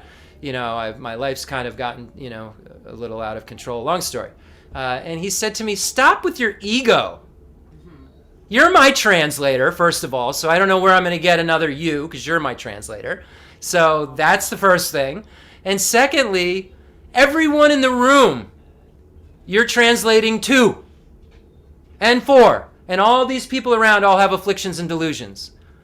Yours manifests like this, theirs manifests like that, and none are worse than their others. And as soon as you start thinking you're worse than others, that's a self-cherishing attitude. That's self-centeredness. That's your ego. You think you're the worst? No, you don't even know what goes on in the minds of everyone in that room. So I saw that true love that Khyentse Geshe Wandak had for all of us. and he had no bias, and he saw that we were all just doing the best that we could, and that if we consistently did the best that we could, we'd become better. And that's all Rinpoche expected. But if we don't consistently do something, we won't have the results. There's no way. We're trying to, and then we say, oh well, I'm doing the best I can, and I've got a lot going on right now. Well, what about when you have a lot going on and you're about to die? Was what you're doing now good enough? You said you were doing the best you could now. Okay, so tomorrow morning you get a phone call like Lori did, and you find out you have a brain tumor. So did you do the best you could today? Tomorrow morning when you get that call, will you have said, oh, well, doesn't matter because yesterday my mind was so imbued with the Dharma that I can take anything. Anything that comes down the road, I can handle. I realize that death will come and nothing can stop it, and that lifespan's not fixed, and the only thing that can help me is Dharma. And yesterday I practiced Dharma. So I have nothing, any news I get is okay. Because I understand that this is a blip on the radar. And I understand that if I can generate love and compassion for other sentient beings and understand reality, I don't ever have to be sick again. I don't ever have to experience a contaminated karmic result. I don't ever have to be separated from a loved one again. So this is what why we are, a hunter who pulls the trigger but has been affected by Buddhism and then starts to regret doing it. And then his hunting is never feeling good about it again. And then says, okay, I won't go hunting anymore, but still has this propensity to want to kill because it's a habit. So you see how the mind has to back out of its habits. A hunter has to first regret hunting, and then they stop hunting, but they still have like habituation with hunting. They see people out on a boat and want to go fish, or so there's still that. So it's even that stage, the Buddha said, when we in our minds say, oh, there's a being I'd like to kill, but I'm not going to. That part I'd like to kill is creating a pathway to the lower realms. That thought. Now, then when you don't kill, now you've started the ethics that abandons killing. But the full abandonment really starts at not identify, when you abandon killing, when you engage in the ethics which abandons killing, it's an active state. So you would see you'd see the people on the boat or the people in the camo with the orange hat on, and you wouldn't have any tendency. You would want to save the beings. You would want the being to not be killed. As soon as you saw a deer who you would normally say, oh, that would look good on my wall, that deer then has been your kind parent. That deer now is who you completely abandon the harm of. When we look at ethics, abandoning the harm and the sources of such harm of sentient beings. So now that being becomes an object of your active abandonment of killing. So the hunter first regrets killing, stops wanting to kill, and then wants to not kill. Stops wanting to kill and wants to not kill aren't exactly the same. Wants to not kill is an active state of mind of non-harm. Not killing is just not doing something. So if your mind is actively not killing, then it's focused on much, much more detailed versions of killing. And then you can really stop killing, really figure out the most harm reduction model possible. Because your mind just doesn't do that. Your mind doesn't want to do that. Your mind actively stops it. Couldn't even imagine now, that's a being I want to kill. That's a being I want to love. It's not there yet when you're abandoning killing, but as you study, oh, there's a being I want to love. There's a being I want to have happiness and the causes of happiness. Oh, there's a being I want to be free from suffering and the causes of suffering. The same being 10 years ago, you took time off work for to shoot. That's what Buddhism does. Buddhism doesn't happen tomorrow morning. Buddha said to do this, and Buddha said to do a lot, folks. And we're messed up people. So the only way we're going to unmess up and be more like a Buddha is by reining in all of these weird tendencies we have. And how do we know what we need to do and what to rein in? The book says, abandon killing. What is killing? We define it, separating a life. Well, how does it start? You get attached to, or you hate, or you have ignorance towards a sentient being and you want to kill it. And then you kill it. And then you're happy you killed it. And that's a completely accumulated killing karma in the greatest degree. And that'll give rise to the greatest amount of suffering you could ever have. I mean, how many things now will go down the list? Killing's the one that's like, everyone's like, well, I got that one down. I don't kill people, and I'm not a hunter. But then when we start to get into the subtle nuances of it, abandoning harm and the sources of such harm. Oh, wait. If I buy a steak, is that kind of like because of like I know supply and demand. I'm not oblivious. Didn't I kind of order something to be killed? I mean, in the analogy in the Vinaya, like, oh, if you have to eat meat because you have some physical condition, imagine that you're a bird that's coming to get the carcass after the tigers killed it. And you're just having the leftovers because you didn't kill it. You didn't order it to be killed. You didn't tell the tiger to go kill it. I think that's a little bit for adults in the room who understand supply and demand, who understand capitalism, who understand how going to a supermarket and purchasing something, and if enough of us want this thing, they're going to make sure they always have it. What are we ordering and what aren't we ordering? Because that thing you're eating was your mother. The person you love the most in your life, you love that thing more or as much as that person. Now, you didn't kill it, I understand that. But did you abandon the source of killing it? Did you order it to be killed? Because ordering it to be killed is the same as killing it. And when it gets to your plate, if you ordered it to be killed and you love it and rejoice, you just killed it. Hell karma. In some ways, in my logic. I'll debate a Geshe right now. No problem on this one. And most of them have stopped because that's just the fact. Supply and demand. We're Buddhists. Buddha said that we have to recognize that all sentient beings have been our mothers, our brothers, our sisters, our loved ones. And we have every relationship with them in this and in our previous lives. And that samsaric existence is perpetuated by us eating them. It's right in the sutra. The Lavakantara, the Descent into the Lanka Sutra, I believe, it's in. So, enough being said about that. So, what we're trying to do is evolve into pure, loving, compassionate beings who wouldn't even think of harming, who would only think of helping. A Buddha only thinks of, okay, here's a being. I see the generic image in their mind. I see what they're thinking. I see what's going on in their head. I see all their karmic imprints. I know what's going to happen tomorrow, just like it's happening right now. How could I intervene in that? Because there's certain karma and uncertain karma. How could I play around within the uncertainty to help them make their path quicker? How could I play with that uncertainty? Because all karmas aren't completely accumulated and strong, we'll learn. They're not strong enough to be definite. If there's some other causes and conditions in our mind like, hooks up with it enough, then it'll come out. But if our mind pushes it away, then certain things don't have to occur. Certain results, certain hell rebirths, certain things that, a clairvoyant might see we have to experience, a Buddha can see we don't. Because the Buddha can see the uncertainty within some of the karma that we've created and some of the seeds that we have and some of the imprints that can give rise to result. Buddha can see some of the uncertainty and some of the gaps when they can come in and kind of push away some unfortunate moments because of teaching us something that we could mature our minds enough to push it away. So that's the dependency that we have.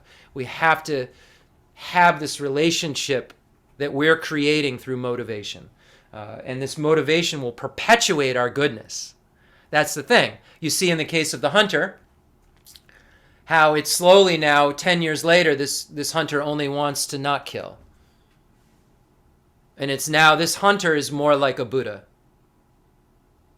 And because the hunter has Buddha nature, he can become more like a Buddha and will become a Buddha. You getting it? Like the mind itself doesn't have any inherent nature of hunter.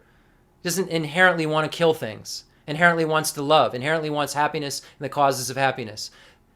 That hunter, if they had a child, has experienced that happiness and love that moment. And knows that what could it feel like if I could feel that all the time? So, does anybody have any questions? I think Lorinda had a question. Okay, we have a question. Thank you so much for teaching. And as far as the killing in the three... Hold on, this is driving me nuts. Okay. So understanding... I feel better now. Understanding that like whole ball of wax about killing, like Rinpoche used to teach us, like if you have all three components, it's the hell realm, and then if you just have two, it's the hungry ghost.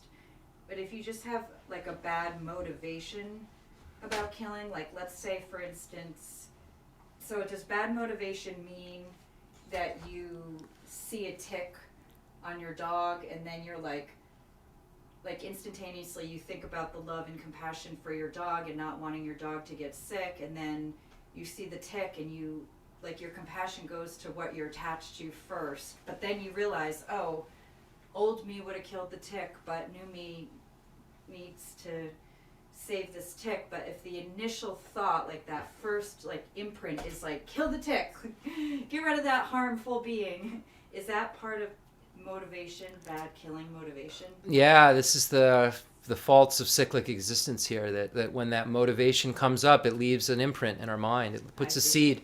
It's the ignorance, gives rise to an action of our mind. It's considered a pathway to the lower realms when it's mental. Physical are the actions, the mental and verbal. Those are the actual, technically the actions. We would say pathways. Mentally, but unfortunately when we put a pathway seed in our mind of any sort, it's a seed, and if 1,000 moments in a second are occurring, we're putting a lot of a lot of different seeds and a lot of different things that can give rise to a result. Now, if they don't have, now the point of that exercise is that they don't really have the strength. If it's not a complete karma, it's not a completely accumulated karma, the full strength isn't there. So it's something that, you may be, because it's just that one motivation, it may be easier to purify also. Not only is it, going to give rise to less of a result, but it's also easier to purify. So yes, that's true. Now, as far as exactly what it's going to give rise to and how that all works, that's another story that only Buddhas know.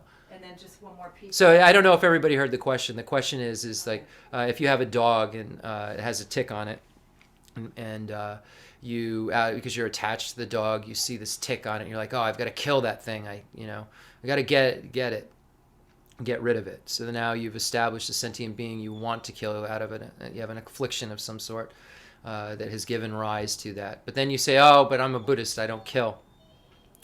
That'd be an example of that small level, which Rinpoche would say gives rise to an animal rebirth. So that was the question. So the different degrees of karma we create have different degrees of result that they give rise to, and different degrees also of kind of stain within our mind. Well, you didn't get it entirely, because the second part is you recognize that you don't want to kill it, not because I'm Buddhist, but you actually can recognize that, get into like fake bodhicitta for a second. I'd be surprised. Yeah, maybe. I'd be surprised if you had, though. Like, say, this is my mother, and have sort of... Oh, I see. Apply an antidote like love and compassion at that moment. Yeah, that's what I'm saying. So, like, you're like, quick, oh, and then immediately you go, oh, no, this. Can people hear the talking on your side, or do I have to repeat these questions? I can't tell if anybody can hear what Lori's saying. So we'll have to, it'd be better if you went on, because I don't know if everybody... Okay, let me try to get on. So the point of being is okay, so you're at that point, you're about to kill the tick. And then can you generate, say, I have love and compassion, can you generate, okay, you can hear her, awesome. So can you then at that moment use these techniques to then keep you from killing? I think that's a great point. And yes, you would. You could say, oh, all beings are as important as me. This is where all of this comes into play here. And that was a really, really great point that you're making, that, you're about to do something. And here's the problem, is most of our reactions are quick. And this is why it'd be great if we're about to kill something and we could be like, oh, but, I love this being because they were my mother. If we could do that and we had like it in our minds enough to make that be our first reaction. But the only way that that's going to be the case is if we have a previous familiarization over and over and over and over again with this idea.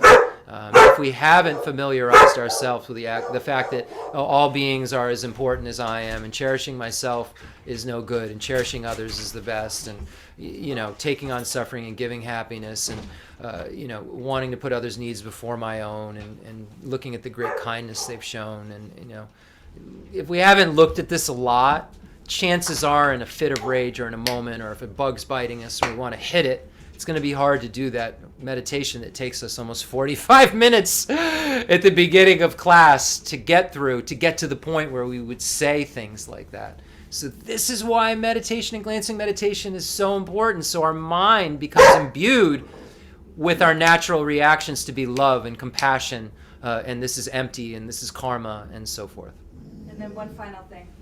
So when the Dalai Lama says, "Oh, I swatted a mosquito," is he just saying out of scope, when he says if he's talked about this, having moments of swatting a fly out of the way, and then go, "Oh, what I'm talking about." Is that just a scope thing? I can't speak for I don't have clairvoyance. I see. I cannot speak for what is going on really, or what it looks like, or versus what he says. I think that's dangerous to get into a little bit. Okay. How I feel about it, I could tell you how I feel. That's what I'm asking. But that isn't necessarily, how everyone should feel. Okay. I feel that the Dalai Lama is the Buddha of compassion. I feel that the Dalai Lama, who is the Buddha of compassion, okay, I'll get to the question in a second. I see that it's there. So I believe the Dalai Lama is the Buddha of compassion. Buddhas emanate to show us how to practice. When a Buddha emanates as a teacher, they emanate as an ordinary being, showing us how they would go about their lives to change, to evolve, and so forth. So the Dalai Lama, I would feel, would use an opportunity like that to teach us to abandon killing and show us how we have to be kind to ourselves, and understand that, hey, even the Dalai Lama struggles with things like this. Take yourself a little less seriously, but understand that he's even trying to abandon something as small as a mosquito bite. And then if you notice when he gives the teaching, he says then, but what I like to do is just engage in generosity and let the mosquito stay, and I give it my blood. Oh. So 9 times out of 10, when he tells the funny story about him smacking flies, and he's been, I guess there's a video of it happening. That's probably why, or whatever. He always gives a little talk about the generosity of giving his own blood to the mosquito in the same conversation. So I think he's showing us, yes, it's tough. This is a cyclic existence is awful. And we have so many tendencies, and we have so many behaviors, and we think that harm is help. We're messed up. And even myself, this advanced practitioner, can get caught up in this, just like you, because I have habitual tendencies, just like you. But what I try to do when it's biting, and I can, because I've practiced, and in that moment, I don't just react, because I've practiced. What I try to do is just give that being my blood. So there's a whole teaching the Dalai Lama gives when he's seemingly talking about his own insufficiencies. or inadequacies, however you would say it, in terms of a fully realized bodhisattva practitioner. So that would be my take on it. And then also, we don't know, if we want to take it to the deepest level, is we're projecting a lot of things that aren't actually occurring. I mean, people saw Tilopa doing all kinds of things that weren't really going on. So that's my take on it. And then Stephanie has a great question. I can read it if you want. Okay, what's the question? It says, so if you have the afflictive reaction, kill the tick, and then quickly apply the antidote, love for a mother, does the antidote negate the negative karma of the reaction? Like, does it purify it? It sounds like. What? Say it again. What? I'm just. Where are we? Did we kill it yet? Yeah. So we killed it. Yeah. So if you have the afflictive reaction. Yes. And the tick is now, you kill the tick. Yes. And then quickly apply the love for the mother, like this recognition of. You've killed it. Yes. So you're not rejoicing. Does the antidote negate the negative karma of the reaction? No. No, and that's the problem with cyclic existence, and that's why we have to refine it more and more and more. Now, good news, you didn't create all three in that case. You generated love and you said, whoa, what have I done? Why did I do this? And now you could even take it to the next level and pray that that being meets then with a teacher. And then you could take it, to the next level and get it stronger and stronger to the point where you use kind of that love and compassion as an antidote to the first two things when you're applying the four opponent powers. So after it's all said and done, you could sit down on your cushion and say, man, I really regret having killed that being and being motivated to do so. I really do, after you've taken refuge and generated bodhicitta. So usually in the four opponent powers, you take refuge and generate bodhicitta because we create non-virtue in relation to the sentient beings and Buddhas and Bodhisattvas and so forth. And you also want kind of witnesses there. So you tell your mind that I've told these holy beings I won't do this anymore. So you have the generate refuge in bodhicitta, and then you tell your mind, oh, I really regret having done this. And I wish I hadn't done this, and you apply some sort of antidote to that. And you could imagine while you're applying an antidote to having killed that being, you could imagine that they're within say you're doing Vajrasattva mantras. You could imagine that they're right next to you receiving the purification of the mantras. So that would be serving as a direct opponent maybe to that specific thing even more. We're trying to make our practice relate to our life, not something that's on Jupiter. So when we do something like that and sit down on our cushion, we then say, oh, I'm applying this antidote. And then the fourth opponent is making a commitment not to do it again. So, and being realistic about that commitment. How long can you make that commitment for and follow through with it? Don't make a commitment to never do it again. Because if you think you're probably going to, make a commitment not to do it for 5 minutes, for 1 day, for 1 week, for 1 year, for your life. Whatever's realistic. So this is how we evolve as practitioners. We start doing less of the bad thing, and then we don't do the bad thing, and then we only do the good thing, and we do the super good things. Stephanie asks further, can the antidote purify the initial reactive thought? Yes, the antidote, though, has to later be applied. The antidote, it could. I'm not a Buddha, so this is now getting into real technical terms. Now, if you apply an antidote right at the post-killing, why isn't that just like the four opponent powers? So I would say that in some cases, if you put the other opponents on there, if you're saying like you apply the antidote, if that antidote's the four opponent powers at the time of post-killing, then sure, you could say that you have a direct opponent to that non-virtue. I would say you could logically say that. Whether it gets rid of all of it and all the stains and how many times you have to do that confession and purification. Does it just go away that first time? No. Nothing really goes away until you see emptiness. It gets kind of pushed down and you can work with the world a little better. But until you see emptiness, you're not cutting anything and making anything go away for good. You don't cut coarse afflictions until you see emptiness, but you can start to subdue and get closer and closer to the point where you cut them. And this closer and closer is, I was a hunter. I went out hunting one day and killed a deer, and I'd been studying Buddhism and I regretted it. Now you're a little closer.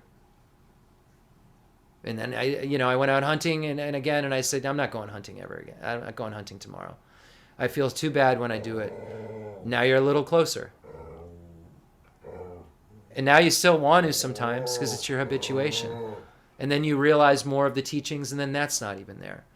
Now you're really closer. But all you've done is abstain at this point. Now you have to activate. You have to actively engage in this process. So that's it. That's the trick that goes on.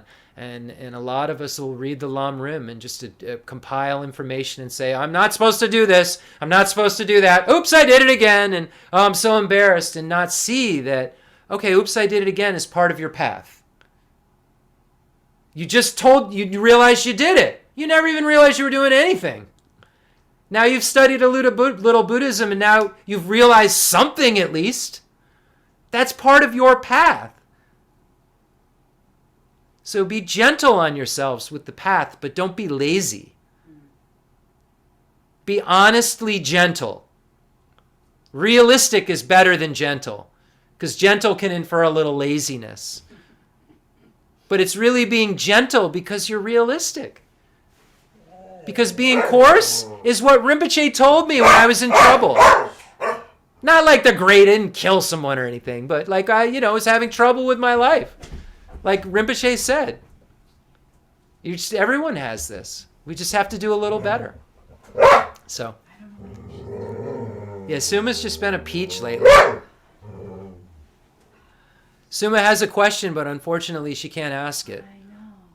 And the only thing that is different between Suma and us is that we haven't died and been born as a dog. What are we going to do to make sure that we're not in a room going, "Rah!" when there's a holy teaching being given that will tell us everything that we need to know in order to abandon evil, engage in perfect virtues, and subdue our mind? And she can't even understand any of it. There's some of it's just like a print going into the mind that hopefully will catch like lightning someday. We don't want to be like that. We don't want to be in that position. We want to be in a position of power, in a position of that's not helpless. And that's what the Buddha, shows us how to do. Shows us how to not be out of control. Shows us how to have freedom. Lack of freedom is misery. The Buddha didn't want that. So the Buddha showed us how to not only have pure freedom, but to have bliss in that freedom. And that's what the Buddha has. And we have Buddha nature. We have proliferating Buddha nature and natural Buddha nature. Our mind is empty, just like the Buddha's mind is empty. Our mind doesn't have any inherent existence as this or that. The Buddha's mind isn't inherently the Buddha's mind. The Buddha's mind isn't inherently good. But the Buddha's mind only dependently originates into good. So it's only always good, but it's dependently originating, and it doesn't inherently exist as good. Our mind doesn't inherently exist as bad. Therefore, it can be transformed into good, and if it dependently originates over and over and over as only good, and dependently originates only over and over and over as only perfect and compassionate, then that will be the experience. It doesn't have an inherent existence of that. It's just what the dependent origination is giving rise to in terms of experience. So create your illusion. If you are attached to this life, you are not a spiritual practitioner. If you are attached to samsara, you have no renunciation. If you are attached to your own self-interest, you don't have bodhicitta. If there is grasping, you do not have the view. Enthused by great compassion, you taught the immaculate Dharma to dispel all perverted views. To you, the Buddha, Gautama, I pay homage. Okay. Independent origination, there is no ceasing, no arising, no annihilation, no permanence, no coming, no going, no separateness, no sameness. I prostrate to the consummate Buddha, the supreme among all teachers, the one who taught this peace, free of elaborations. Okay. Now we'll do a concluding mandala offering. Make a perfect universe and offer it to all the gurus, Buddhas, and bodhisattvas, and the teacher going all the way back to all the teachers of this lineage, offering this pure universe with all being so happy, so free from suffering, to them as a thanksgiving for this teaching. fundamental ground is scented with incense and strewn with flowers, adorned with Mount Meru, the four continents, the sun, and the moon. I imagine this as a Buddha land and offer it.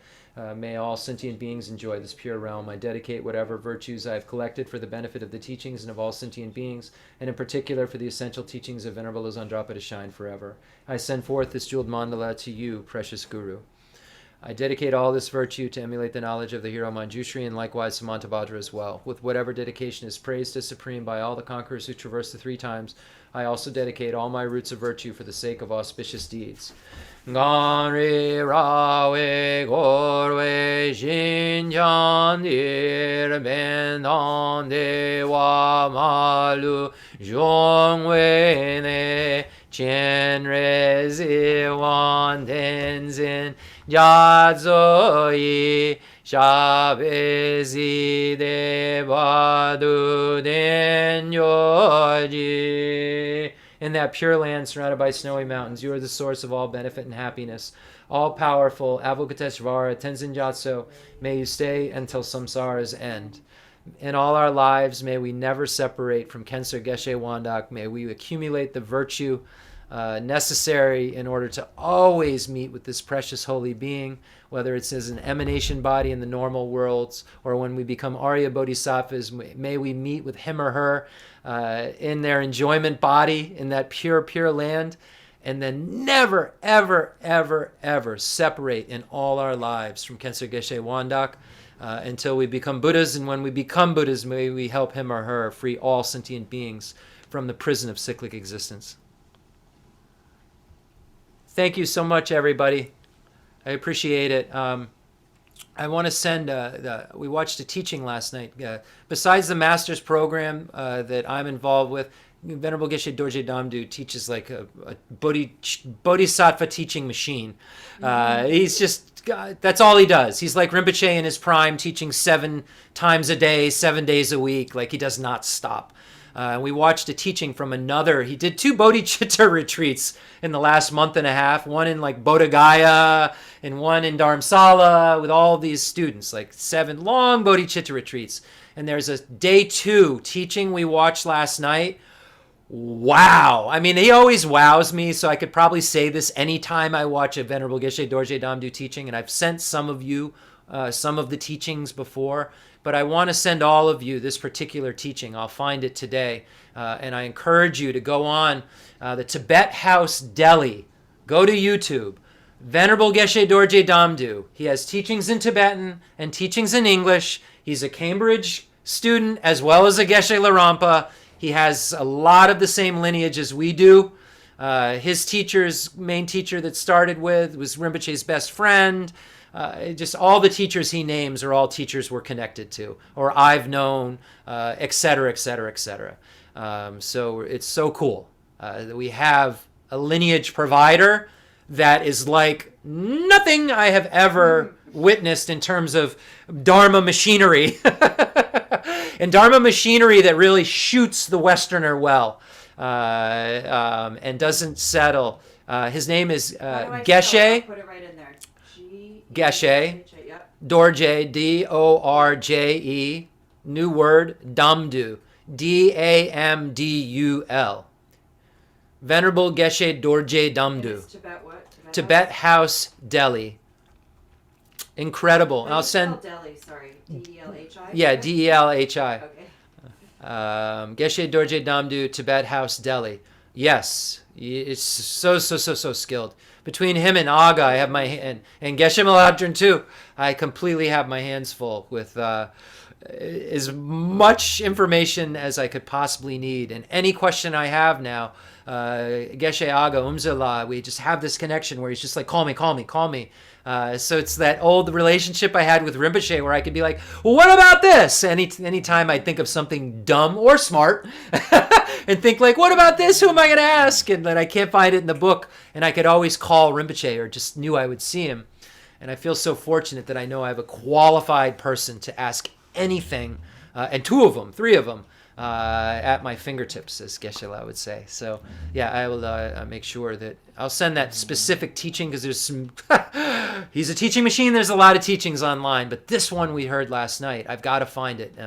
Really and wild. then one more final thing. If people want Dharma Monday and Wednesday, hypothetically, they can go to Tony. So all they have to do is go to our Tara Mantra page if they wanted to listen to more Lam Rim, if they had an interest in hearing Yeah, we're others. connected So now quite a bit with the he's Tibet awesome. Center, and it used to be New York, now it's New Jersey.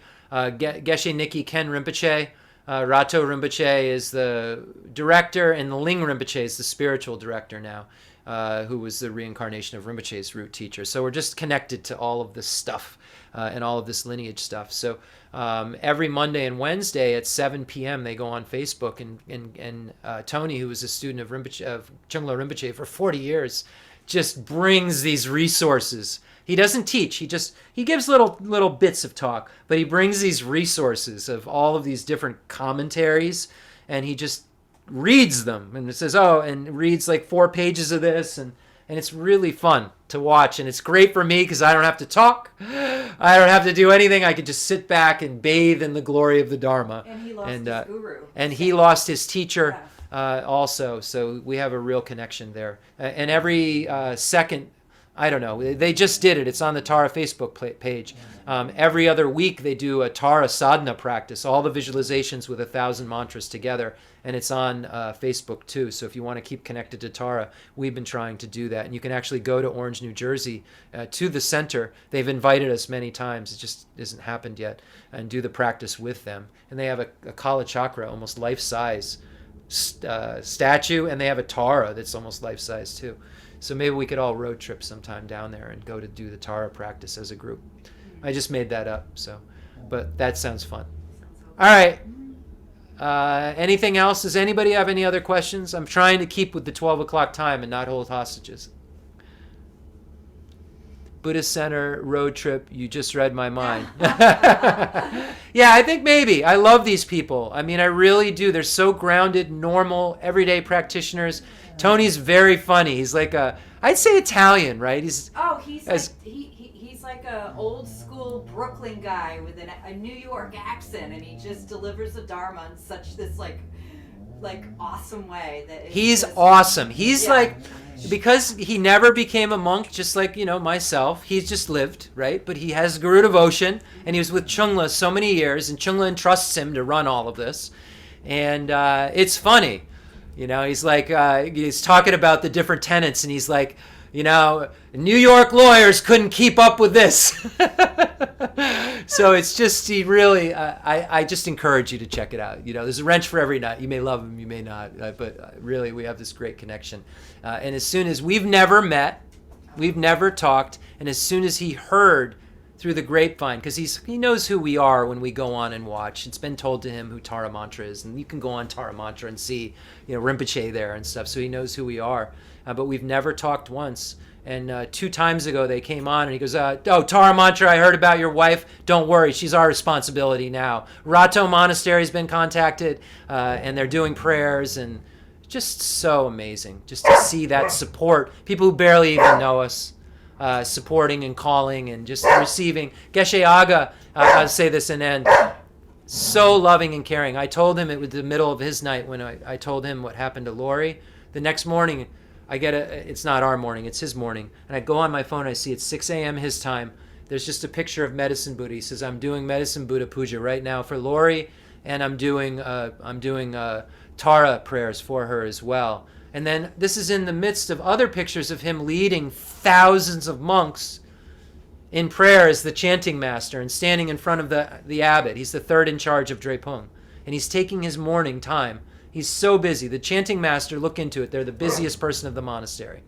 And they have to put out the most physical effort, and they have a lot of physical problems at times because of all of the hardship they have to endure. Chanting, imagine 7 days a week. You're that guy. You got to be there to open all the ceremonies. So I rejoice in his efforts. And he got up in the morning to pray for Lori, and he'll pick up my phone call. Sometimes when he's walking over to do his chanting, he'll pick up my phone call and be like, well, I'm just about to get onto the thing, but I got to go. Call me later. Wow. We have resources. So don't let anybody tell you, what are we going to do? Rinpoche's gone. They have no idea what's reality is. What we're going to do is we're going to study Rinpoche's lineage and just keep on pumping. And if you're not pumping, I have no idea what you're doing. Later.